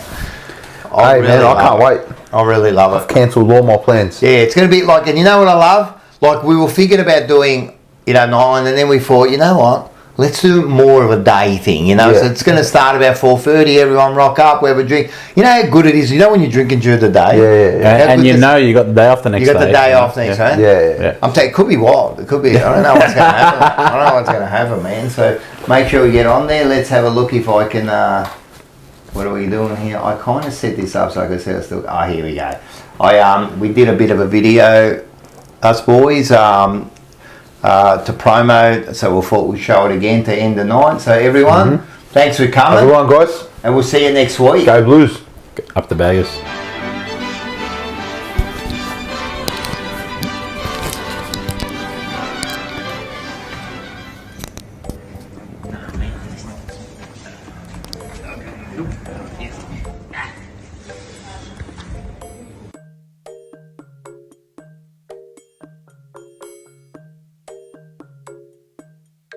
I think that's good. I think that's it. We're set. We are set. Open factory, 9th of March. Don't forget to buy those tickets on the try booking link. 4:30 p.m. Labor Day weekend, and it is Paolo's birthday. My birthday, that's why there's a public holiday. Get your tickets at trybooking.com. Be there or be square.